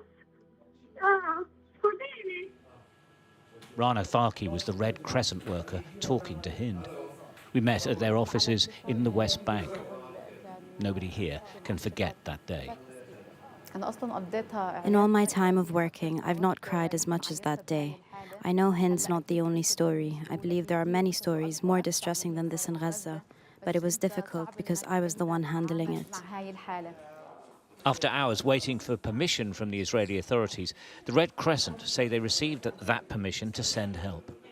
This is disputed.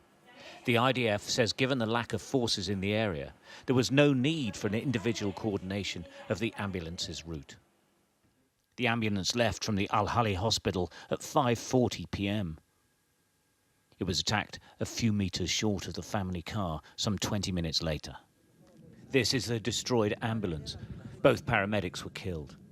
And this is their radio communication with the Red Crescent in their final moments.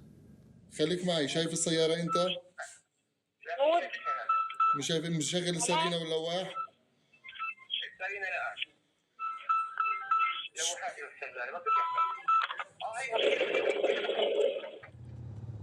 Hind was left to die without help.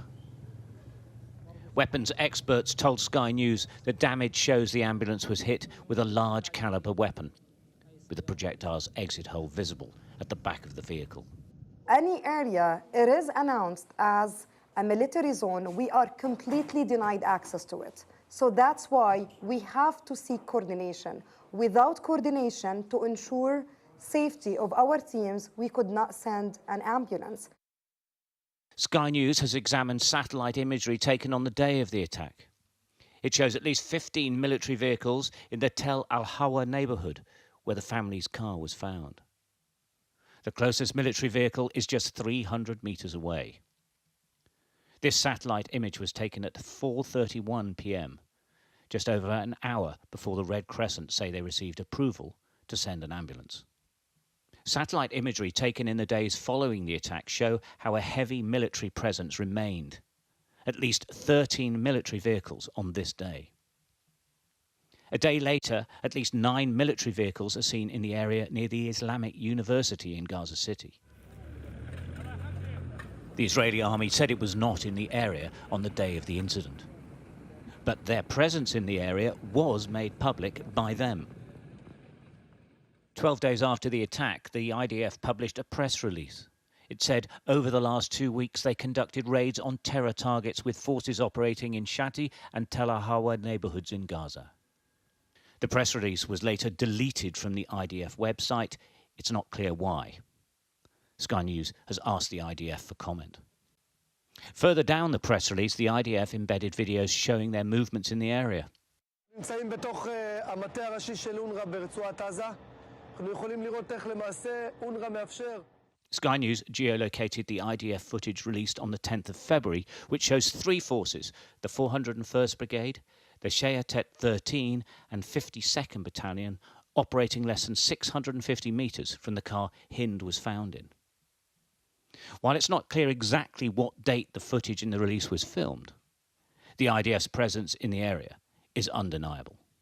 In response to this report, the IDF told Sky News it appears its forces were not present near the vehicle or within the firing range of the described vehicle, and that the incident has been passed on to a separate investigative body. Hind's mother wasn't in the car. There wasn't room. She escaped with Hind's little brother on foot.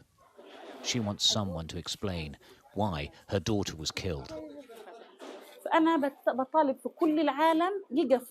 I am calling on the whole world to stand with us in the case of Hind, so those who committed this brutal crime are held accountable. I need justice for my daughter. The Gaza war is in many ways unique as it's happening in a closed space with no escape and no independent investigation on the ground about what is happening. What has happened and what secrets lie beneath the rubble may never be known. Stuart Ramsey, Sky News.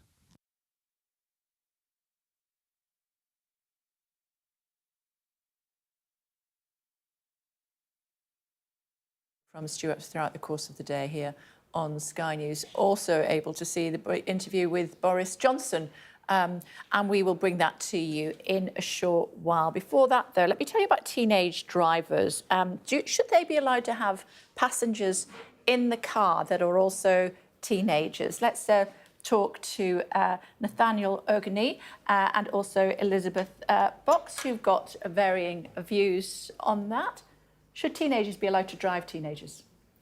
Well, we've been looking at this issue at the RAC Foundation for over the last 10 years, and there's been research over the last 30 years. And what we know is that teenagers are really, really at risk within that first 6 to 12 months after they initially pass their test, and 17 to 19-year-olds are even higher at risk. So when they take... Why? There's two things, really. It's age and experience. So we know that young people have got developing brains, so they're much more likely, up until almost mid-25, actually, to be more likely to take risks, to be impulsive. And that's just a fact of a biological fact. And they just don't have the experience on the road. So we know that if they take one more passenger in the vehicle, they're twice as likely to crash. 3 passengers, 3 times as likely to crash. So we've been looking at what might be a proposal that could really help this age group. And we think this is the kind of right balance, because it's really important to have mobility, but we also want that mobility to be safe. Sounds conclusive, Nathaniel. No, I don't think so. So I think there are a few things here. First, that correlation is not causation. So you may look at the numbers and say it looks that way, but actually, in reality, that's not necessarily the case, right? I think there was a study done on chocolate and IQ saying that people who eat more chocolate are smarter. That doesn't mean we should go around prescribing Cadbury's. I think there's a point about isolating young people. So I play for a local rugby club. Before I learned to drive, people gave me a lift there, you know. If I couldn't get lifts there, then I wouldn't have been able to go. And so there's a point about isolating young people. I think the government have looked at this several times over the last few years. They looked at it most recently in 2020 and concluded that it would isolate young people. It was not good for their leisure prospects. It was not good for their work prospects. I think it makes life really difficult for young people who've given a lot over the last few years. Elizabeth? Well, I mean, I think those are all really valid concerns. As I say, at the RAC Foundation, we're really keen that young people have mobility. I think the key thing about this proposal, in other countries, it's much more severe, the things that they can put in place. And the key thing about this proposal is young people between the ages 17 to 19, once they pass their driving test, they can drive themselves. So they can get themselves to work, they can get themselves to education. And it's for a 6-month period that they can't take their friends.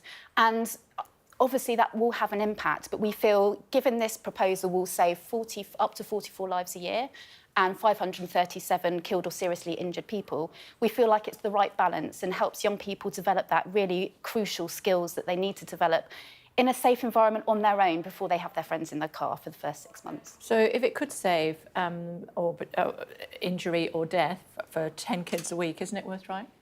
But it's not clear it would, right? When we look at the evidence, again, it's about correlation and causation, and they're not the same thing. So I think it's one thing to say these proposals might or could, but there's no evidence that these actually work. And of course, the government have looked at this before, and there's a reason that they rejected those proposals in 2020. There's a reason that they've rejected all of this evidence going back at maybe 10, 15, 20 years, because, again, they've looked at these measures and they don't necessarily work. Well, I have to disagree, just because there's 30 years of evidence from countries across the world. It's not an issue of correlation. We know that this is an effective policy.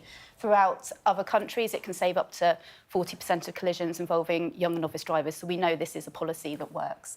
So, yeah, there is really good evidence for it.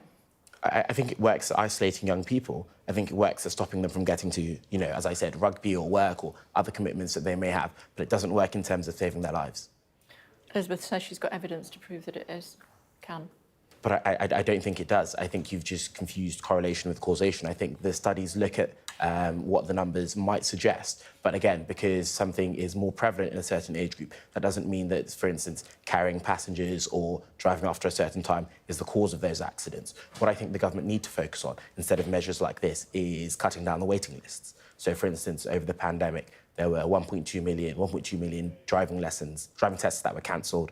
The waiting lists are still about 6 months long in London. You get young people paying up to £250, which is a lot of money. £250 for a young person to pay for a driving test is a lot of money. And you get people paying those amounts simply because they can't get a driving test to pass.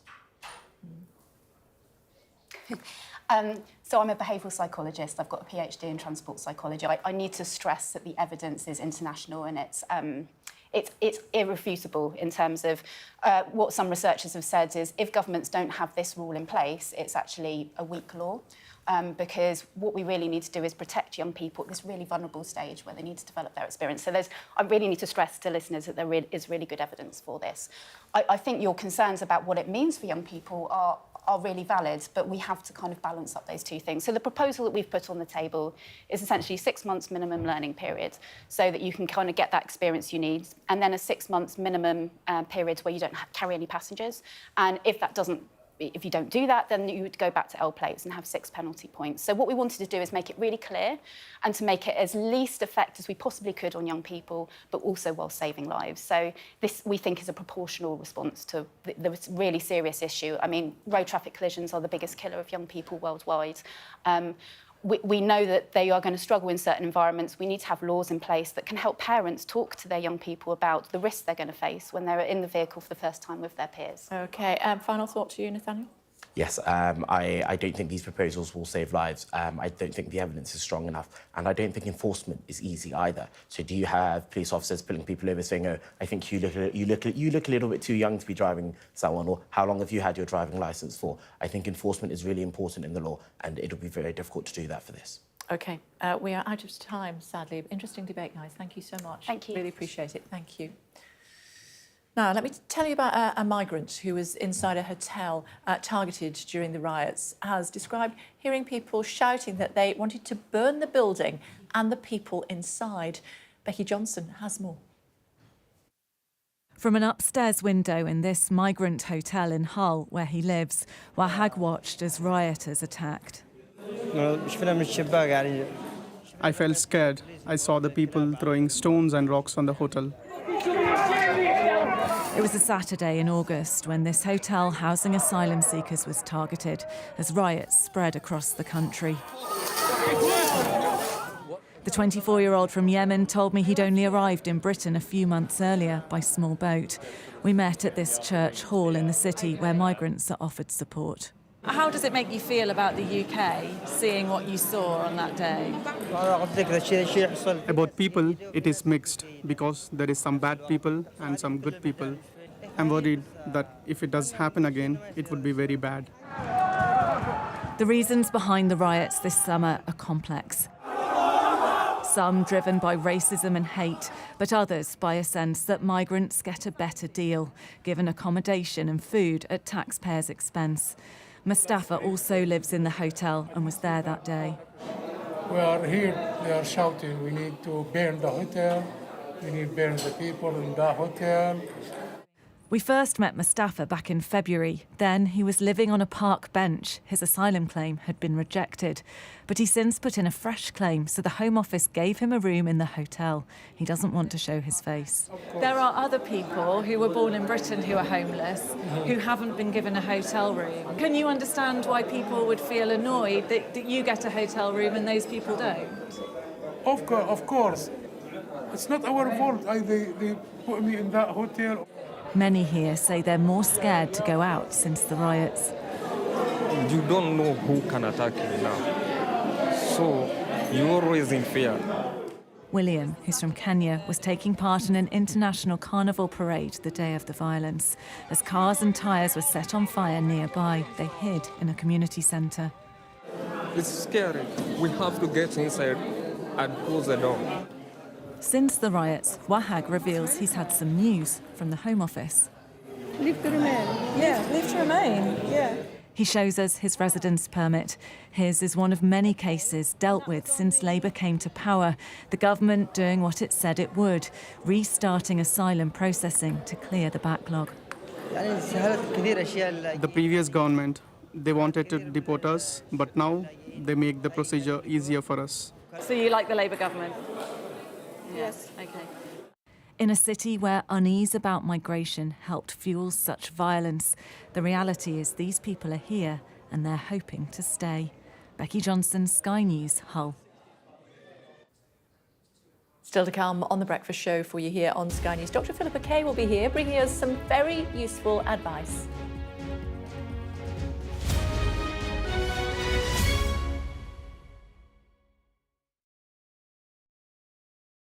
Weeknights on Sky News.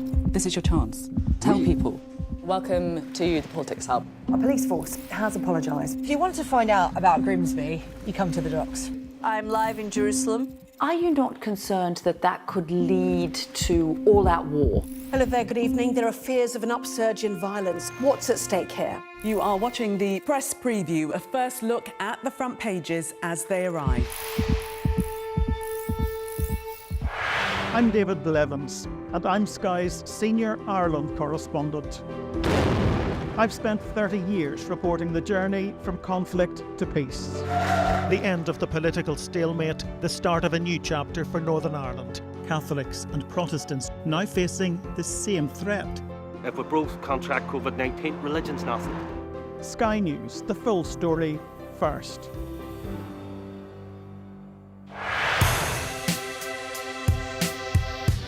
I'm Martin Brunt, and I'm Sky's crime correspondent. My most memorable story was, and still is, the disappearance of Madeleine McCann. Please, please do not hurt her. Please give our little girl back. We aim to be the best and most trusted place for news. For detectives, the first 48 hours after a murder are crucial in the search for clues. The public expects them to find Jill Dando's killer soon. The British detectives are planning to meet forensic experts, academics, and even witch doctors. I remember the grimmest case, the Soham murders of schoolgirls Holly and Jessica. I felt I can't undo what's happened, but I can help explain it. Ian Huntley was arrested and charged within a fortnight of the murders. I've never murdered anyone. I've never raped anyone. What am I in jail for? The parole board has to decide if Bronson needs to be kept locked up for the safety of the public. My biggest challenge was to persuade a jailed diamond thief to answer my letters. Martin Brunt, Sky News, at the Old Bailey.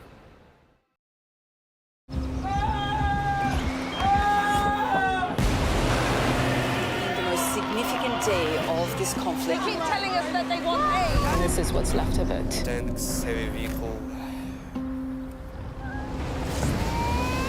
Why only in America? People want their country to work. Just want a job in a normal life. Why are these homes empty? I want you to be honest with people. That has happened within minutes. Sky News, the full story first. Free wherever you get your news. Let's talk about the menopause, should we? Look who's here. Dr. Philippa Kay, got a new book out, author of Science of the Menopause. What is the menopause? The menopause is a moment in time, and actually it's one of those words which is often used incorrectly because it literally means the last period. And so we have a diagnosis of looking back. When you haven't had a period for a year, then we would say that you've been through the menopause. But just as like starting your period was one moment and puberty took 8-10 years, you can have symptoms in the decade leading up to that last period, that's called the perimenopause, and in the decade or so afterwards. How do we deal with it? Well, first of all, this is probably the commonest question. How do I know when it's bad enough to come to the doctor? And I always say, if it's bad enough to bother you, it's bad enough to bother me. And there are lots and lots of options. First of all, it's never lifestyle or medicine. It's always lifestyle and medicine. So things like diet, exercise make a difference. We have hormonal treatments with HRT, which for the vast majority of women taking within 10 years of the menopause is relatively safe and has huge benefits. And for people who can't have it or don't want it, we have lots and lots of non-hormonal prescribable options, as well as things like CBT, talking therapy, which helps not just for psychological symptoms of the menopause, but also with physical ones as well. Are we changing our approach as a society to the menopause? Because I think there's something like 600,000 women a year don't go back to work because of the menopause. Yes. Which is a staggering number. Staggering. And when we campaign at the Houses of Parliament, I'm always talking about the economic way in as opposed to anything else because, you know, we don't want to be losing that brain drain. It's really significant. I think that women's health is unique in that it is really impacted by women's sort of place in society and culture and history and all of that. And we've had HRT and hormones and the pill for about 60 years. So in the space of millennia, that's a relatively short period of time, and women have traditionally only been judged by what they look like and their ability to bear children. And of course, we have to change that. And there is beginning to be some movement, but for lots of women and in lots of societies, it is still one of those conditions which is absolutely not talked about. And it is only by discussing it and giving women the correct evidence-based information that we will be able to make some good. There is still such a taboo around it. I mean, I have to say that at Sky, we have menopause cafes, and there's lots of ways where women can get together and seek support from each other. But sometimes women are their own worst enemies and they don't look after each other. There are some stereotypes which are true, or they have a little smidge of truth in, and one is that women talk, right? And you need to be the girl in the playground that has the right answers, because there is so much misinformation that is available online. And so I think it's really important that everybody does get informed, and we are beginning to teach about menopause in PHSE at school, but that's, 14, 15, 16-year-olds. That means that there's a whole generation of us that don't know. And I think that often we're in a situation where somebody says, well, I don't have symptoms, what are you making a fuss about? Or I have symptoms, how could you not possibly understand? But actually, as a doctor, I don't have to have experienced every single disease to have empathy and sympathy. And all we have to do is be kind and listen. And that's why, for me, there isn't really such a thing as women's health. There's just health. And whatever your gender, whatever your age, we need to know about each other so that we can help each other. And just a thought, a story in the papers this morning about blood pressure readings, and you have to do them properly. You have to do them properly, otherwise you're going to get a false reading. So when we take your blood pressure in the surgery or at a pharmacy, for example, the cuff needs to be about the level of your heart, and we don't hold the machine up, hold the machine down. The width of the cuff makes a difference. So if you have a large arm, you need to have a large cuff. Otherwise, you're going to have a falsely high reading. And of course, our machines are calibrated every single year. And there is often concern about wrist cuffs or various other things. Of course, some are accurate. But people who are measuring, for example, after they've just run up a flight of stairs or after they've had an argument with their spouse. Or when they go to the doctor. Right. 10% of people will have what we call white coat hypertension, that going to us is just a little bit scary. And so unless a one-off reading is stonkingly high, most of the time we're talking about averages. And if you aren't sure if your machine is reading right, go to the pharmacy, go to the doctor, let's get it checked out. Because for most people, high blood pressure doesn't have any symptoms. It just increases your risk of heart attack and stroke. So we do want to know about it. OK, it's good to see you. Science of the menopause. Thank you very much. Thanks a lot, that's great.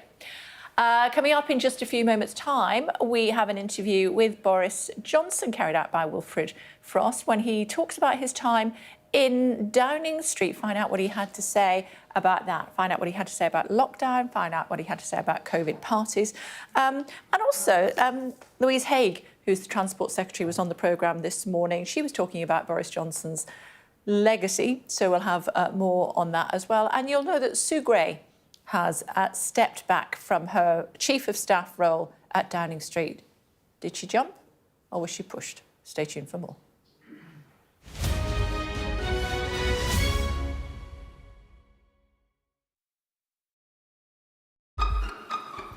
We've got your Sunday mornings covered.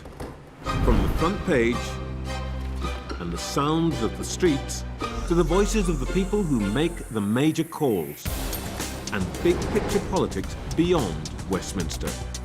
We'll put you at the heart of our story. A new start to Sunday. I'm ready. Are you?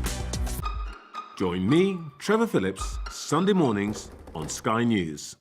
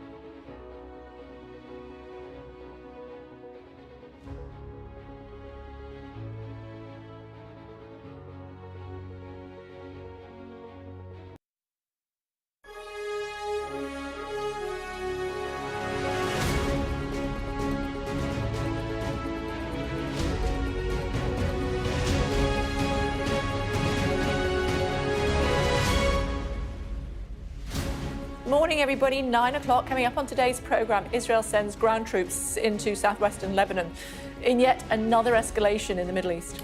We'll get reaction from the former head of the British Army, Lord Richard Dowd. And another twist in the MP's freebie tale as Tory leadership contender James Cleverly admits making a mistake over the gifts he received. His team made a mistake, it would appear. 8th of October, Tuesday.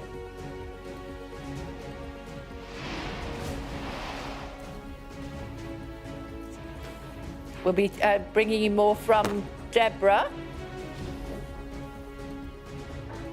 Also, Sky News investigates the final heartbreaking moments of a 5-year-old girl in Gaza.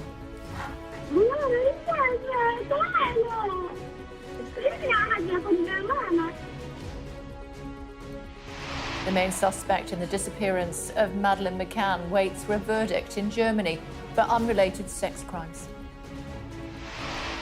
From Brexit to Partygate, Boris Johnson sits down with Sky News, and it's all on the table.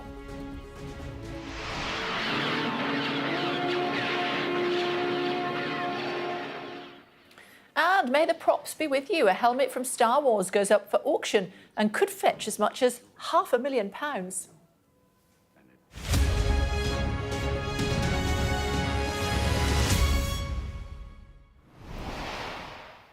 Morning. Israel has expanded its ground offensive in Lebanon, sending one of its army divisions into the southwest of the country.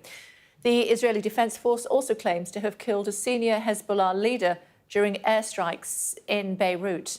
Our security and defence editor, Deborah Haynes, is in northern Israel for us. We had some comms problems a moment ago, but she's thankfully with us now.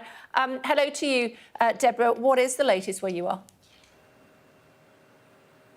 Yeah, I'm sorry, there's a bit of a communications issue. I think I can just about hear you. The situation here, we might have just heard an outgoing round. We're close to the border with southern Lebanon. It's about 5 miles behind me. And the operations by the Israeli ground troops in this area have been going on for the past week, but the military has just announced that its troops are now conducting what they describe as limited, localized, targeted ground operations in southwest Lebanon as well, which is further along the border towards the Mediterranean coast.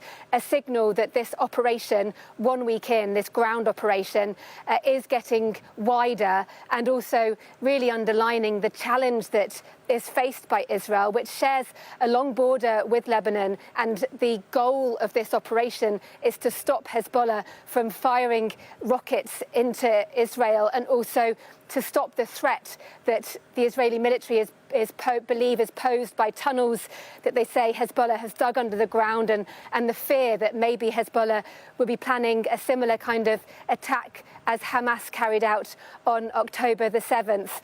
In terms of the context of the wider war, though, this operation is happening while Israel is fighting on multiple other fronts and also looking to attack back against Iran 1 week on from those missile strikes by Iran towards Israel.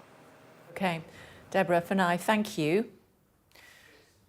Now, you may remember the heartbreaking story of 5-year-old Hind Rejab, the young girl who was killed in January as her family was trying to flee Gaza.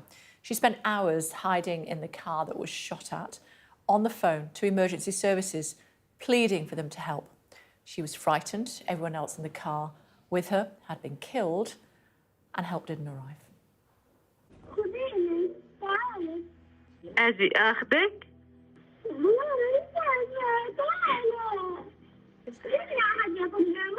حبيبتي طيب أنا يا حبيبتي رح أجي أخذك هلا.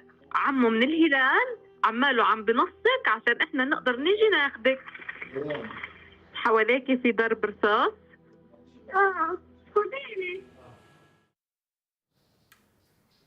The car and an ambulance nearby were found riddled with bullet holes. The Israeli military say they were not in the area at the time of the incident, but a Sky News investigation using a satellite imagery and geolocated footage from a now deleted press release suggests otherwise.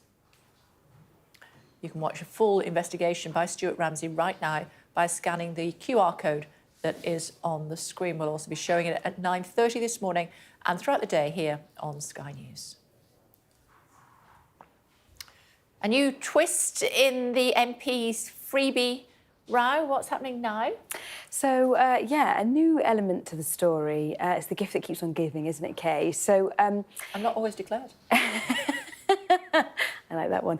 So the Daily Mirror were reporting this morning that there was a bit of a discrepancy around what was declared and not declared in terms of James Cleverly, leadership hopeful. We'll see if he is still in the running by the end of the day. And essentially, there are two events. So Wimbledon men's final, as you can see there on your screens, and also the women's World Cup final, World Cup, I think it was the final, in Sydney, Australia. And essentially, he was given tickets to that, and he brought his wife to both of those events. However, on the documentation, it wasn't declared that his wife was coming with him. It says, you know, did you bring a friend or a family member? And it said no. Now, James Cleverly's team have said that that was a mistake. They've corrected it, and they've said to the FCDO that they want them to change that in the documentation. But it does nonetheless bring in this story now that was engulfing Keir Starmer. It starts to just creep over to the other side of the house for the Conservative Party. You asked Damien Hines about this. He said he wasn't clear who he was backing yet, but nonetheless, he said he couldn't really speak to too much of it. He didn't really want to get involved in the conversation.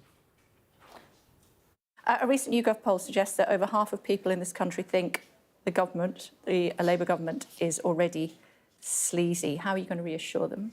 Well, I think the most important You know why, thing, obviously. and what I would... Do you buy your own clothes? I certainly do. I buy most of them on Vinted or eBay. Very good. Other suppliers are available. I mean, I understand people's concerns about the hospitality and gifts. Sleaze both sides of the house. Yes, indeed. So that was Louise Haigh from the Labour government talking, Transport Secretary, talking about the freebie story. And really what she was responding to is the polling that's come out suggesting that about over half of the British public feel that the Labour government is sleazy, which is not a good impression within your first 100 days in government. And so at the beginning of that clip, she kind of grimaced when you read the polling to her, which is clearly an indication that she's uncomfortable or frustrated with how much this has kind of tarnished Labour's reputation so quickly, and really indicative of the fact that actually Number 10 has to get a grip on this story as quickly as possible on that. And the Damien Hines grab that we can't play at the moment, but really he was talking about how he didn't really want to speak to James Cleverly's kind of issue around freebies, didn't really want to get into the conversation, but nonetheless, it's a difficult thing for politicians when they start attacking one another for different things. As long as it's in the same ballpark, the risk is the impression could end up looking like you're all in it, you know, you're all as bad as each other. That's the danger, isn't it? Top tip for free, don't blame your staff, take responsibility. There you go. What? Some of the days of the story. It's true.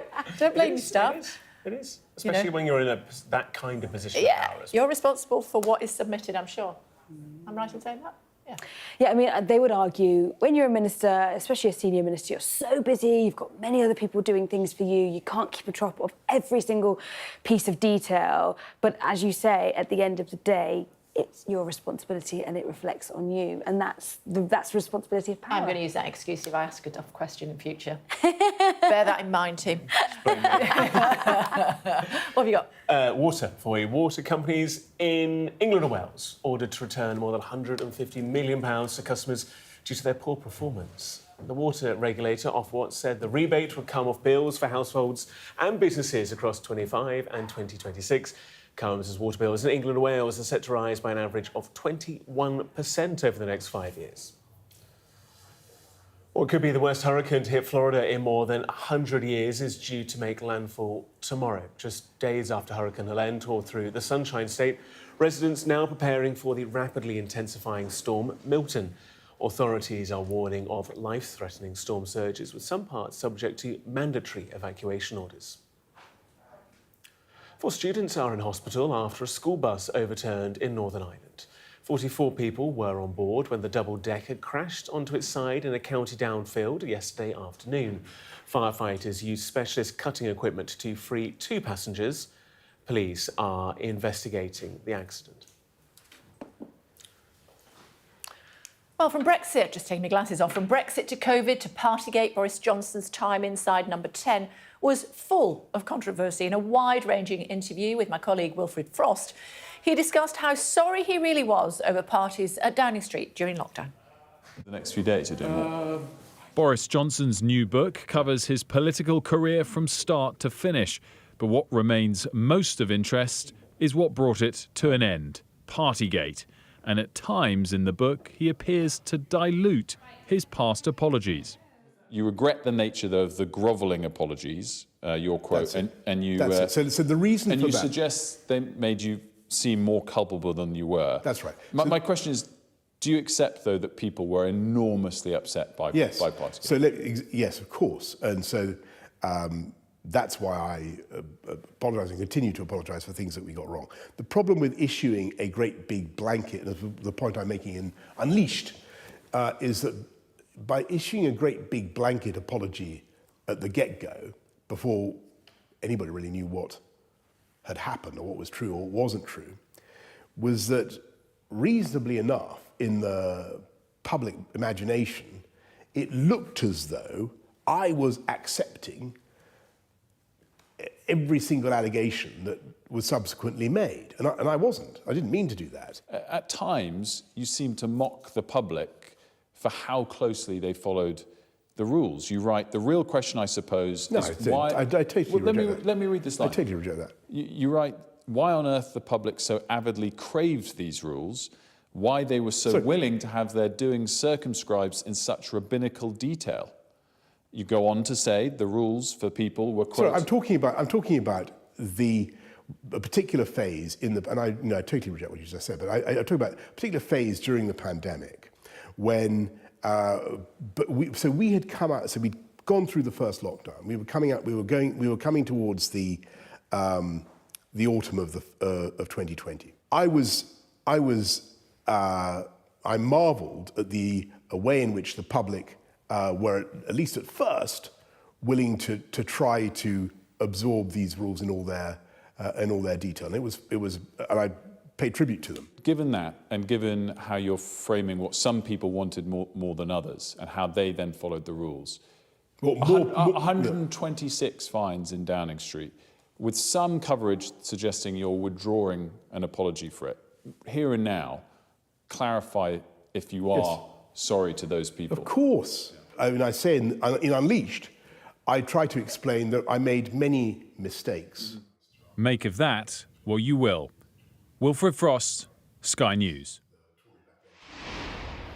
Wilf with us now. What did you make of him, Wilf?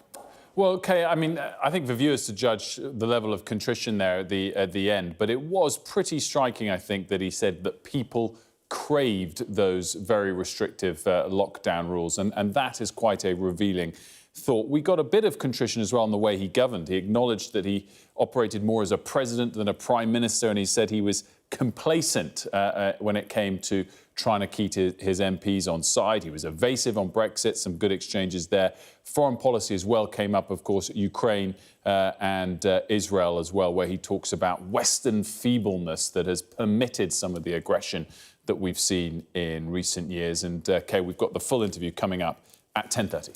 Lovely, thank you. I want to dash straight to Germany, main suspect in the disappearance of Madeleine McCann. Let's find out what is going on there. I think we have got a verdict. Martin standing by. Martin. We have 5 verdicts. He's been acquitted on all the charges that he's been on trial for here. 3 rapes and 2 charges of sex abuse of young children. It's a trial that's been held intermittently since February, a few days each week here and there. But in the last few minutes, the judge has announced that Christian B., the main suspect in the Madeleine McCann disappearance, has been acquitted by the court on all of those charges. Not much detail coming out of court at the moment. We have colleagues in court, but the judge has said that the cost of this long-running trial will have to be borne by the state. These acquittals are very much what the defence lawyers were anticipating. They were very confident this morning when they arrived at court. They believe that this was a case brought against Christian B by a biased prosecution on flimsy evidence that was put together by a poor police investigation. And the defence said yesterday in a closing speech that they believe that Christian B was put on trial for these other unrelated sex crimes, unrelated to the Madeleine case, purely because he was the suspect in the Madeleine case. He's not been charged over Madeleine. The defence had argued that he was put on trial because the prosecutor here, who is the same prosecutor in the Madeleine case, wanted to influence public opinion. The lawyer said yesterday at the end of this case that it was built on flimsy evidence, and he accused two of the main prosecution witnesses of lying. And one of the oddities about this case was that there were 3 rape charges, 2 of them based purely on the evidence of 2 former friends of Christian B's who claimed to have found a videotape, the so-called sex tape, at his house some years ago, in which he'd filmed himself, according to them, raping an old woman and a young girl. And those tapes have never been seen by anybody else. The defence argued that perhaps those tapes don't even exist. Yet on the word of these 2 former friends of Christian B, 2 of those rape charges were built, and he was charged with them. Anyway, in the last few minutes, those 3 rape charges and the 2 other charges of child sex abuse against Christian B have been dismissed by the judge. Now, what that means for Christian B is that he'll stay in jail because he's still serving a sentence for a rape conviction. That sentence runs out next September, at which point he should be freed, unless, of course, the prosecutor has by then amassed enough evidence that makes him confident to charge Christian B over the Madeleine case. But the authorities here and in Portugal and in the UK have been investigating Christian B as the suspect in the Madeleine case for at least 7 years. And although there is a circumstantial case against him over Madeleine, there is no forensic evidence. The prosecutor here says that he will come to court now these verdicts have been delivered and will tell us what his next step will be. So we will be very keen to ask him, will he have the confidence to bring charges against Christian B in the Madeleine case, given that he's been acquitted in all of these other unrelated sex charges? OK, Martin, for now, thank you. I'm sure you'll update us as soon as you have more. Meantime, I just want to update our viewers on a disturbing story reaching us from Northern Ireland. A murder investigation has been launched after a 22-year-old woman was found dead in Belfast. The Police Service of Northern Ireland, PSNI, said the body of Mary Ward was found at her home in Melrose Street last Tuesday. Police believe that Miss Ward was last seen alive on the 25th of September and want to speak to anyone who was in contact with her on or around that date. Chief Superintendent Lindsay Fisher said Ms Ward is the 4th woman to be murdered in Northern Ireland in just 6 weeks. This is absolutely appalling. The senior officer added 4 families have been shattered forever by meaningless violence. We'll get more information and update you further in just a few moments. Do stay tuned.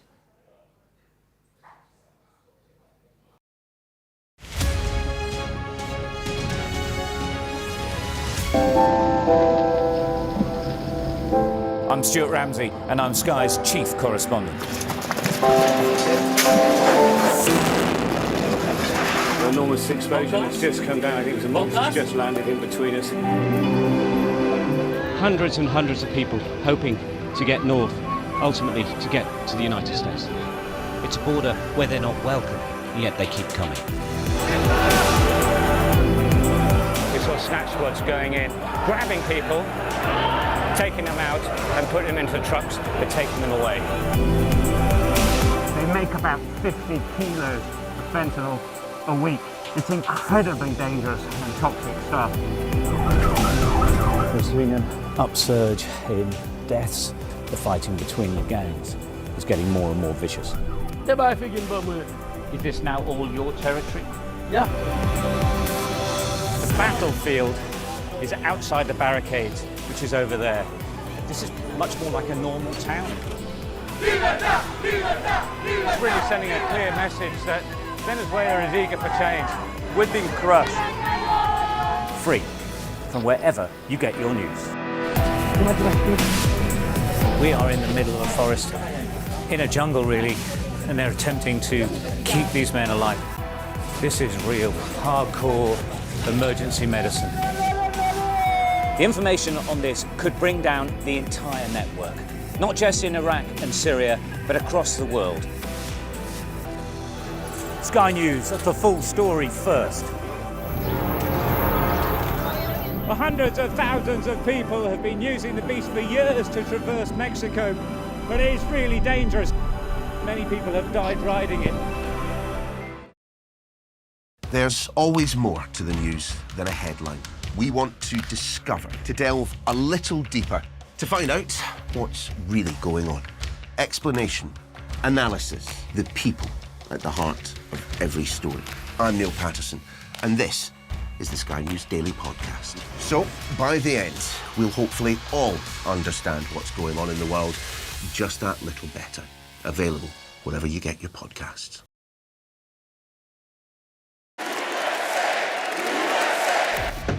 I say, bring it on. With America divided and tensions running high, get ready for an election like no other. Join our teams as we follow the campaign trail as America decides. We will win, win, win. Get closer to the action this US election with full reaction and analysis. Sky News, the full story first. Hello again, everybody. Welcome back to The Breakfast Show here on Sky News. Remember this movie? This comet contains $30 trillion worth of material. What do trillions of dollars matter if we're all going to die? Oh, no, what if we're rich? That would be terrible. Well, this is how they deal with potential asteroid impacts in Hollywood, but how would we deal with this sort of thing in real life? Well, an astronomer from Belfast, Professor Alan Fitzsimmons, will take part in the European Space Agency's first planetary defence mission to help ward off the risk of an asteroid crashing into Earth. Speak to Professor Fitzsimmons now, who is joining us from Darmstadt. Hello to you, Professor. Good to see you. So what's the mission? Good morning. So this is the HERA mission that we successfully launched from Cape Kennedy yesterday. And it's part of a 2 spacecraft mission to provide us with a test of a technique to deflect asteroids that may be on a threatening course in the future. 2 years ago, the NASA DART spacecraft hit a small asteroid very fast at over 4 miles, 6 kilometers per second, and changed its trajectory. But to apply that technology in the future, we need to know exactly what happened. So yesterday, we launched the HERA mission by the European Space Agency, and that will, in just over 2 years' time, rendezvous with the asteroid that we hit with the NASA probe and measure exactly what happened. Doing that, we should be able to at least try to develop an effective technology to prevent asteroid impacts in the future. OK. Do we not have to worry about space debris as well? We do indeed, although that's really a man-made problem, of course, with people putting up the satellites and all the other flotsam and jetsam in orbit about the Earth. And that's what and the European Space Agency also is looking at controlling that within its space safety program. This is the HERA mission is really focused on those more natural disasters we may have in the future, because we know an asteroid will hit us at some day in the future. It's a natural process, but unlike the dinosaurs, we're developing the technology to prevent those natural disasters happening. And will we be successful in that? We hope Please so. Please say yes. We think so. Let me put it this way. We think so. Everything has gone to plan so far with these first steps in developing a planetary defense system. And if that continues on in future years, it may be that there'll be one less thing for us to worry about down here on the surface of the Earth. Let me just ask you about the space station while I've got you. It's nearing the end of its natural life. What's going to happen? Well, the NASA is planning to deorbit the space station towards the end or at the end of the decade. And the idea at the moment is that it will be replaced by other commercial operations which can be hired out by scientists and engineers for their experiments. At the same time, NASA and ESA are starting to build a space station not orbiting the Earth, but around the moon. And this will be the lunar gateway that will be, if you like, our stepping stone for further exploration of the moon and its surface. So that's something to look forward to in the coming years. OK, great. Thanks for taking the time to join us. Thank you. Still to come on The Breakfast Show for you here on Sky News. We're going to be taking you to Delhi. Could you survive 3 days in the Himalayas with no food or equipment? We speak to 2 climbers about their ordeal.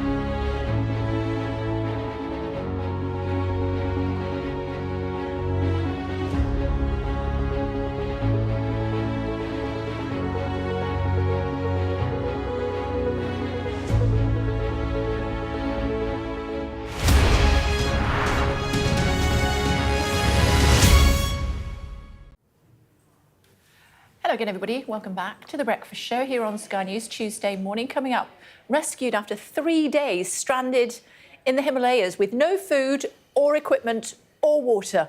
We'll speak to Faye Manners and Michelle Dvorak at 9:45. But first, our top stories for you this morning. The main suspect in the disappearance of Madeleine McCann has been acquitted of all charges in an unrelated sex crimes trial taking place in Germany. Israel claims to have killed a senior Hezbollah commander in Lebanon, and at least 77 people have been killed by airstrikes in Gaza in the past 24 hours. A Sky News investigation has found the Israeli military was in the area of Gaza where 5-year-old Hind Rajab was killed in January, despite claiming otherwise. Her mother tells us she wants justice. Tory leadership contender James Cleverly has admitted making a mistake over how gifts were declared while he was Foreign Secretary. And water companies have been ordered to repay customers £158 million due to poor performance.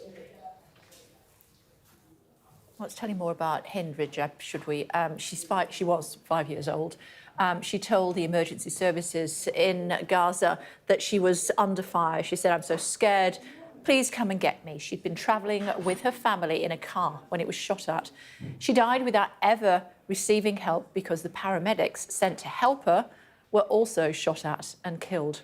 The Israeli military say they were not in the area at the time of the incident, but satellite imagery and geolocated footage from a now deleted press release would suggest otherwise. Stuart Ramsey reports.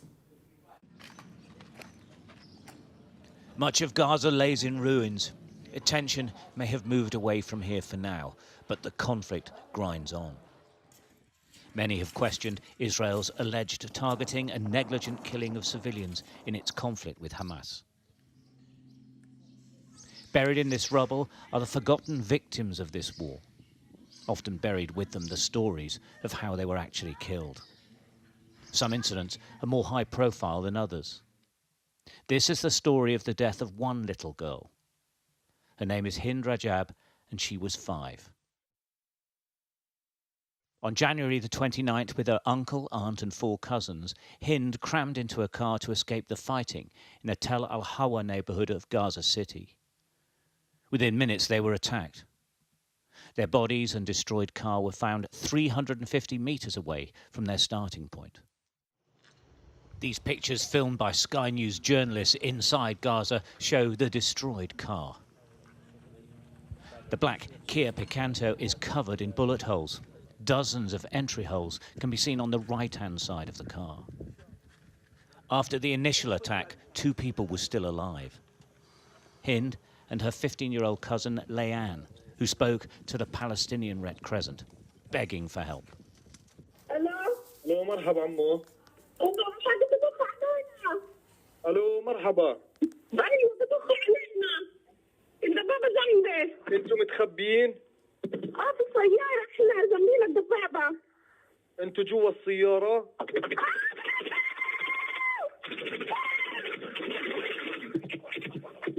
الو؟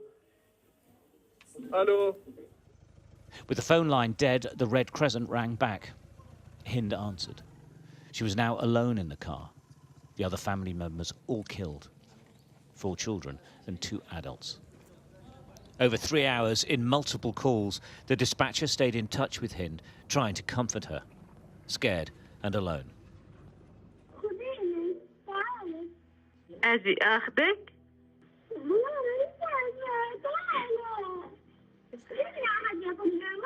حبيبتي طيب ما أنا يا حبيبتي رح أجي أخذك. هلا عمو من الهلال عماله عم بنصك عشان إحنا نقدر نيجي ناخذك. حواليكي في ضرب رصاص؟ خديني. Rana Farki was the Red Crescent worker talking to Hind. We met at their offices in the West Bank. Nobody here can forget that day. In all my time of working, I've not cried as much as that day. I know Hind's not the only story. I believe there are many stories more distressing than this in Gaza. But it was difficult because I was the one handling it. After hours waiting for permission from the Israeli authorities, the Red Crescent say they received that permission to send help. This is disputed. The IDF says given the lack of forces in the area, there was no need for an individual coordination of the ambulance's route. The ambulance left from the Al-Hali hospital at 5:40 p.m. It was attacked a few meters short of the family car some 20 minutes later. This is the destroyed ambulance. Both paramedics were killed. And this is their radio communication with the Red Crescent in their final moments. خليك معي شايف السيارة أنت؟ مش شايف مشغل السرينة واللواح؟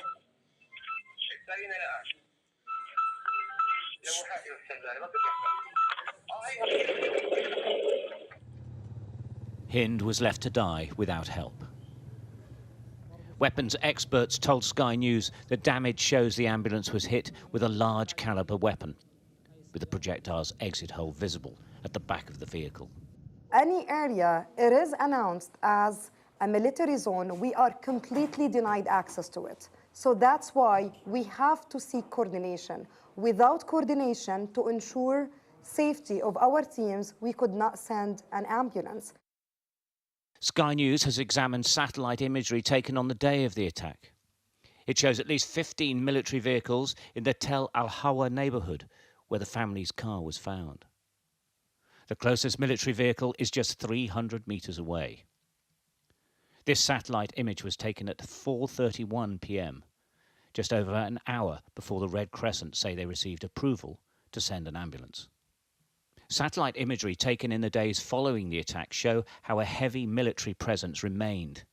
At least 13 military vehicles on this day. A day later, at least 9 military vehicles are seen in the area near the Islamic University in Gaza City. The Israeli army said it was not in the area on the day of the incident. But their presence in the area was made public by them. 12 days after the attack, the IDF published a press release. It said over the last 2 weeks they conducted raids on terror targets with forces operating in Shati and Tel Al-Hawa neighbourhoods in Gaza. The press release was later deleted from the IDF website. It's not clear why. Sky News has asked the IDF for comment. Further down the press release, the IDF embedded videos showing their movements in the area. נמצאים בתוך המטה הראשי של אונר"א ברצועת עזה. אנחנו יכולים לראות איך למעשה אונר"א מאפשר. Sky News geolocated the IDF footage released on the 10th of February, which shows 3 forces, the 401st Brigade, the Shayatet 13 and 52nd Battalion, operating less than 650 metres from the car Hind was found in. While it's not clear exactly what date the footage in the release was filmed, the IDF's presence in the area is undeniable. In response to this report, the IDF told Sky News it appears its forces were not present near the vehicle or within the firing range of the described vehicle, and that the incident has been passed on to a separate investigative body. Hind's mother wasn't in the car. There wasn't room. She escaped with Hind's little brother on foot. She wants someone to explain why her daughter was killed. I am calling on the whole world to stand with us in the case of Hind, so those who committed this brutal crime are held accountable. I need justice for my daughter. The Gaza war is in many ways unique as it's happening in a closed space with no escape and no independent investigation on the ground about what is happening. What has happened and what secrets lie beneath the rubble may never be known. Stuart Ramsey, Sky News. Meantime, today the IDF has announced it's expanded its ground operation in Lebanon, sending an army division into the southwest. Let's speak to General Lord Richard Dannett, former Chief of the General Staff. He is live for us in Norfolk today. Hello to you, Lord Dannett. Thank you for joining us on the programme. What did you make of Stuart's report, first of all? Well, it's a harrowing tale, absolutely tragic, and of course one understands entirely why the mother of the child wants a full investigation and wants justice. But of course, that story is not an isolated story, but it's a tragic example of the wider issues that are raging right across that part of the Middle East at the present moment, both in Gaza and in southern Lebanon, and underlines the need for all those in positions of authority and power to perhaps take a step back and just think to themselves, what are they doing? What are they trying to achieve? Because if things continue on the trajectory that they currently are, the only prospect for the wider Middle East region is an even more intense war and even more bloodshed. The world is waiting for the other boot to fall as we try to anticipate when Israel will strike back against Iran after the missile attack last week. So Keir Starmer has said that he hasn't ruled out British military involvement if necessary. What might that look like? Well, it's an interesting comment that you're reporting that Keir Starmer has said. I think it's one thing for Britain to help Israel defend itself from attacks by Iran, But I think Britain needs to think very carefully and very closely whether it's going to assist Israel itself attacking Iran. And I say that because Britain is in, United Kingdom is in quite an important position here. The United States has no diplomatic relations with Iran. We do. We have a diplomatic mission in Tehran. And it's really important that the West does keep a dialogue open with Tehran, because if there isn't the means of direct conversation, and Foreign Secretary Lamy has already demonstrated that the UK can talk to the Iranians, then I think the wider West is in a very difficult position. So I think our government needs to think very carefully about, yes, on the one hand, it's right to help Israel defend itself from Iran, but big question, should we be participating in any Israeli attack on Iran? I very much doubt it. We were speaking to a historian from the Iran desk, actually formerly on the Iran desk here at the Foreign and Commonwealth Office. He said it's a very complex nation, and we are lucky to have those back channels with Iran at this stage. But nevertheless, Netanyahu has said he will fight on all fronts, if necessary, until the battle is won. It's good rhetoric. Do they have the military personnel to be able to do that? Well, he is between a rock and a hard place, and he's put himself there. He knows that he has got to keep his right wing, his ultra-nationalists, happy by being aggressive and on the front foot. And in fairness to what the IDF have achieved in recent times at huge cost to innocent civilian lives, the IDF has made great progress against Hezbollah in southern Lebanon, and it has made great progress against Hamas in Gaza, but at a huge cost in innocent lives and children. What's been reported is absolutely true.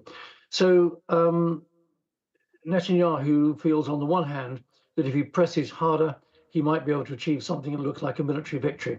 But you have to ask the wider question, again, stepping back, what is the political, what is the diplomatic, what is the strategic end state that people are working towards or should be thinking about in that wider Middle East region? And logic would say, although it seems a long way away at the present moment, the two-state solution has ultimately to be the right solution for the Palestinian people and the Israeli people within that land packet that is Israel, including obviously the West Bank and including Gaza itself. And I think more emphasis needs to be put on the strategic goal that people are going to try and work towards, and set that against the question, is Israel really going to prevail? Is Israel really going to make itself safer by just inflicting what it would see as a crushing victory on Hezbollah in Lebanon and on Hamas in Gaza? I think there has got to be a diplomatic push to give people hope and something to move towards, an objective in which they can strive towards and have hope in. As far as the northern border is concerned with Lebanon, Israel has got previous, has it not, for going into southern Lebanon, but it's not always worked out particularly well for them. No, you're right, Kay. They've got previous, and it's unhappy previous as well. On two occasions, they've made major ground incursions into Lebanon, and on both occasions have had to withdraw, not having achieved their objectives fully. And there is a danger, possibly a likelihood, that what they're doing this third time is going to have the same result. Yes, they might be able to push into southern Lebanon. They might be able to clear out some rocket and missile sites in the south of the country. But intelligence was quite clear at the start of this conflict that Hezbollah had between 130 and 150,000 missiles that could strike the length and breadth of Israel. So they're not just based in southern Lebanon. They are based much more widely in Lebanon. And therefore, it seems to defy logic that Israel thinks it can protect its people by just moving into southern Lebanon with another ground incursion. I don't think that's a formula that's going to be a formula for lasting peace for the people of northern Israel. And let's just mention Saudi Arabia while we're in the region, their role. Well, of course, Saudi has a really important role to play. And if you wind the clock back to where things were before the 7th of October last year attacks, it did look as if that there was a beneficial and better developing situation in the Middle East, of which Saudi was playing a major role. The relations looked as if they were going to be better between Israel and Saudi Arabia. Now, that's been completely shattered. which brings the focus back onto Iran. The big question is what is the appetite in Tehran for a wider conflict with the West? Well, I would actually argue, and I think many would say the same, that we mustn't forget that the regime in Tehran is itself fairly fragile. It's not as stable as it would like to be. And I think the Iranians don't want to provoke a much wider war with the West. A major spat, of course, with Israel is one thing, but widening it out to the West, particularly the United States, is something else. And I don't think the Iranians want that. No. Thanks, my lord. It's always great to talk to you. Thank you. Thanks, Kay. Still to come on The Breakfast Show for you. Rescued after 3 days lost in the Himalayas. We speak to 2 climbers about their ordeal. And your chance to bag a piece of Hollywood history. But it's going to cost you.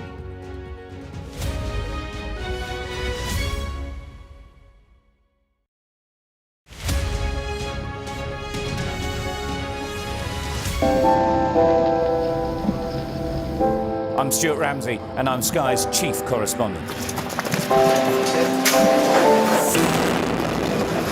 An enormous explosion has just come down. I think it was a monster just landed in between us. Hundreds and hundreds of people hoping to get north, ultimately to get to the United States. It's a border where they're not welcome, and yet they keep coming. We saw snatch squads going in, grabbing people, taking them out and putting them into trucks and taking them away. They make about 50 kilos of fentanyl a week. It's incredibly dangerous and toxic stuff. There's been an upsurge in deaths. The fighting between the gangs is getting more and more vicious. Is this now all your territory? Yeah. The battlefield is outside the barricades, which is over there. This is much more like a normal town. It's really sending a clear message that Venezuela is eager for change. We've been crushed. Free from wherever you get your news.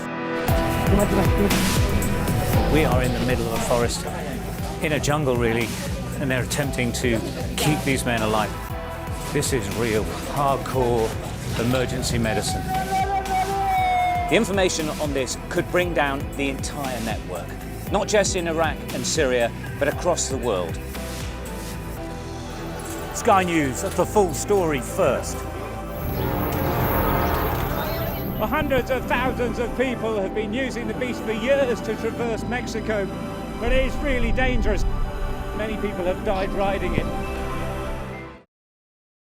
There's always more to the news than a headline. We want to discover, to delve a little deeper, to find out what's really going on. Explanation, analysis, the people at the heart of every story. I'm Neil Patterson, and this is the Sky News Daily Podcast. So, by the end, we'll hopefully all understand what's going on in the world just that little better. Available wherever you get your podcasts. This is the game changer seat. Look, it even comes with binoculars.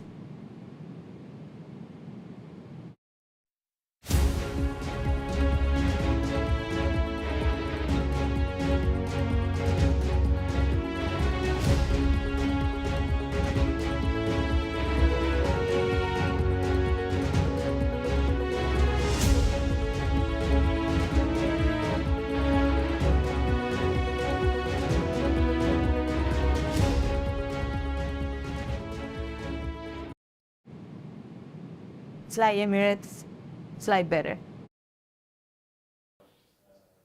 Hello again, everybody. A pair of British and American mountaineers who'd been stranded in the Himalayas for 3 days without food or kit have been rescued. Faye Manners and Michelle Dvorak were trekking up a mountain in India when they lost their equipment in a rockfall. The pair sent a distress signal down to their base camp before authorities were eventually able to mount a rescue and airlift them down the mountain. Faye and Michelle are with us now. Hello to you, ladies. How are you feeling? Hello. Yes, we're feeling quite exhausted, but we've had a couple of days rest now, so that's been really good. And luckily, my friend Syra Zaki's been looking after us and all the communications and everything to help us come on the news. So it's all a bit daunting for us and intimidating and overwhelming and all of those types of things. But yeah, just trying to rest up. Tell me how you managed to remain calm. Apparently it was a rockfall and it sheared the rope and you lost all your kit? Unfortunately, yeah, there was some loose rock on the mountain, which dislodged and, yeah, to our detriment, had cut the rope that all of our equipment was on. We got quite far up the mountain, so the bag flew quite a long way, and yeah, it wasn't such a nice experience when it happened. How did you survive, Michelle? Well, lots of spooning and cuddling in our one sleeping bag. We didn't have tent or stove or much food really at all. So we ended up doing a lot of what you can see there, snuggling to stay warm. And when it was very snowy, it did become a little bit scary with how cold and wet it was. And having to eat snow for 2 days is not very pleasant. Yeah, sorry to interrupt, Michelle. Same question. Another question to you, Michelle, if I may. Why did it take so long to get you down? There was difficulty with our visibility on the mountain, it seemed.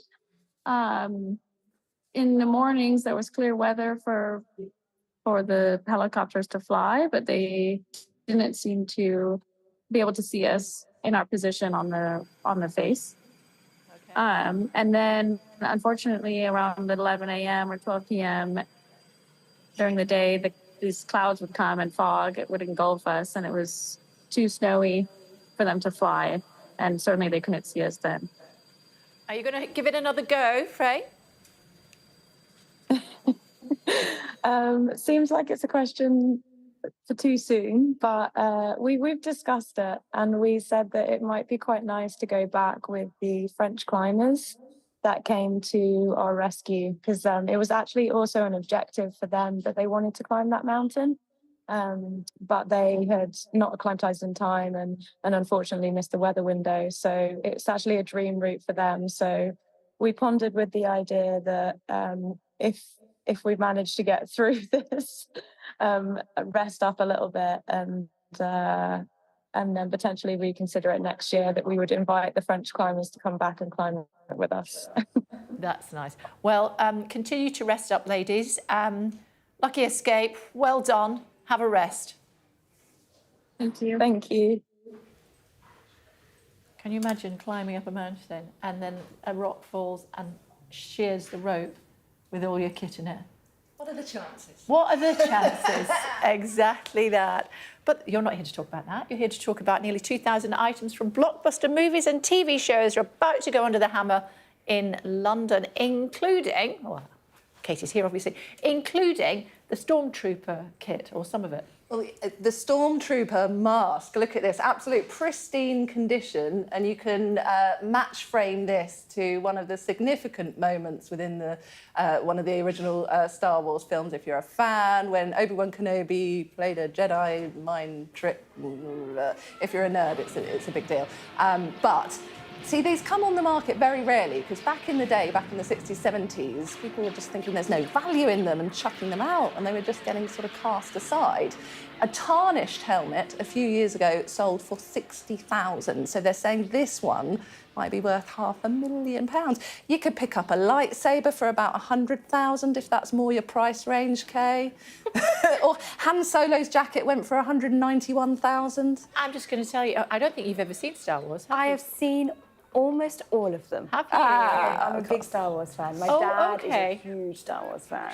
Whenever we mention a movie, never seen it. I'm normally the because she's been too busy watching every it. Star Wars. Yeah, exactly. So yeah, I'm totally into Star Wars. So the fourth movie is the prequel. Is that right? Yes, because they go back, right? Yeah. The fourth one is the one where they begin with the race. That's the opening, isn't it? It's the opening scene. It's the race. Yeah. Okay. Anyway, I've watched that film a lot. As a correspondent, I was once sent to a premiere of Star Wars. I've never seen Star Wars, so don't come to me. No.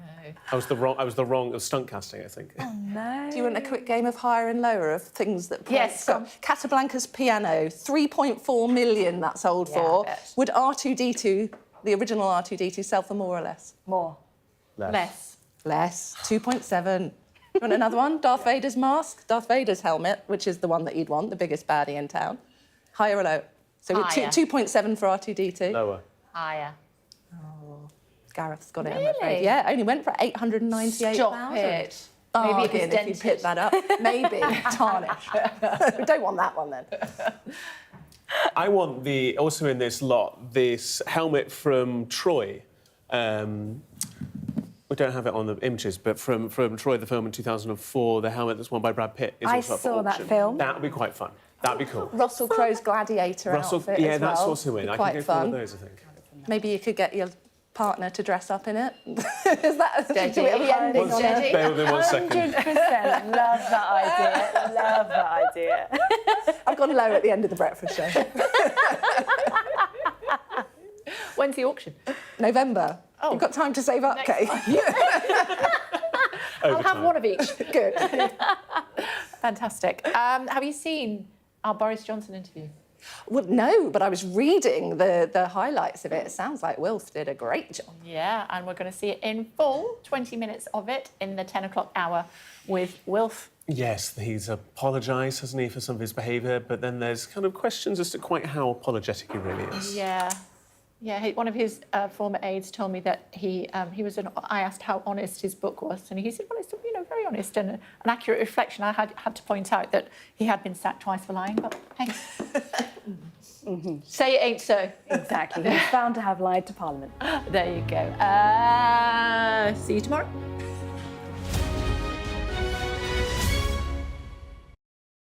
There's always more to the news than a headline. We want to discover, to delve a little deeper, to find out what's really going on. Explanation, analysis, the people at the heart of every story. I'm Neil Patterson, and this is the Sky News Daily Podcast. So, by the end, we'll hopefully all understand what's going on in the world just that little better. Available wherever you get your podcasts.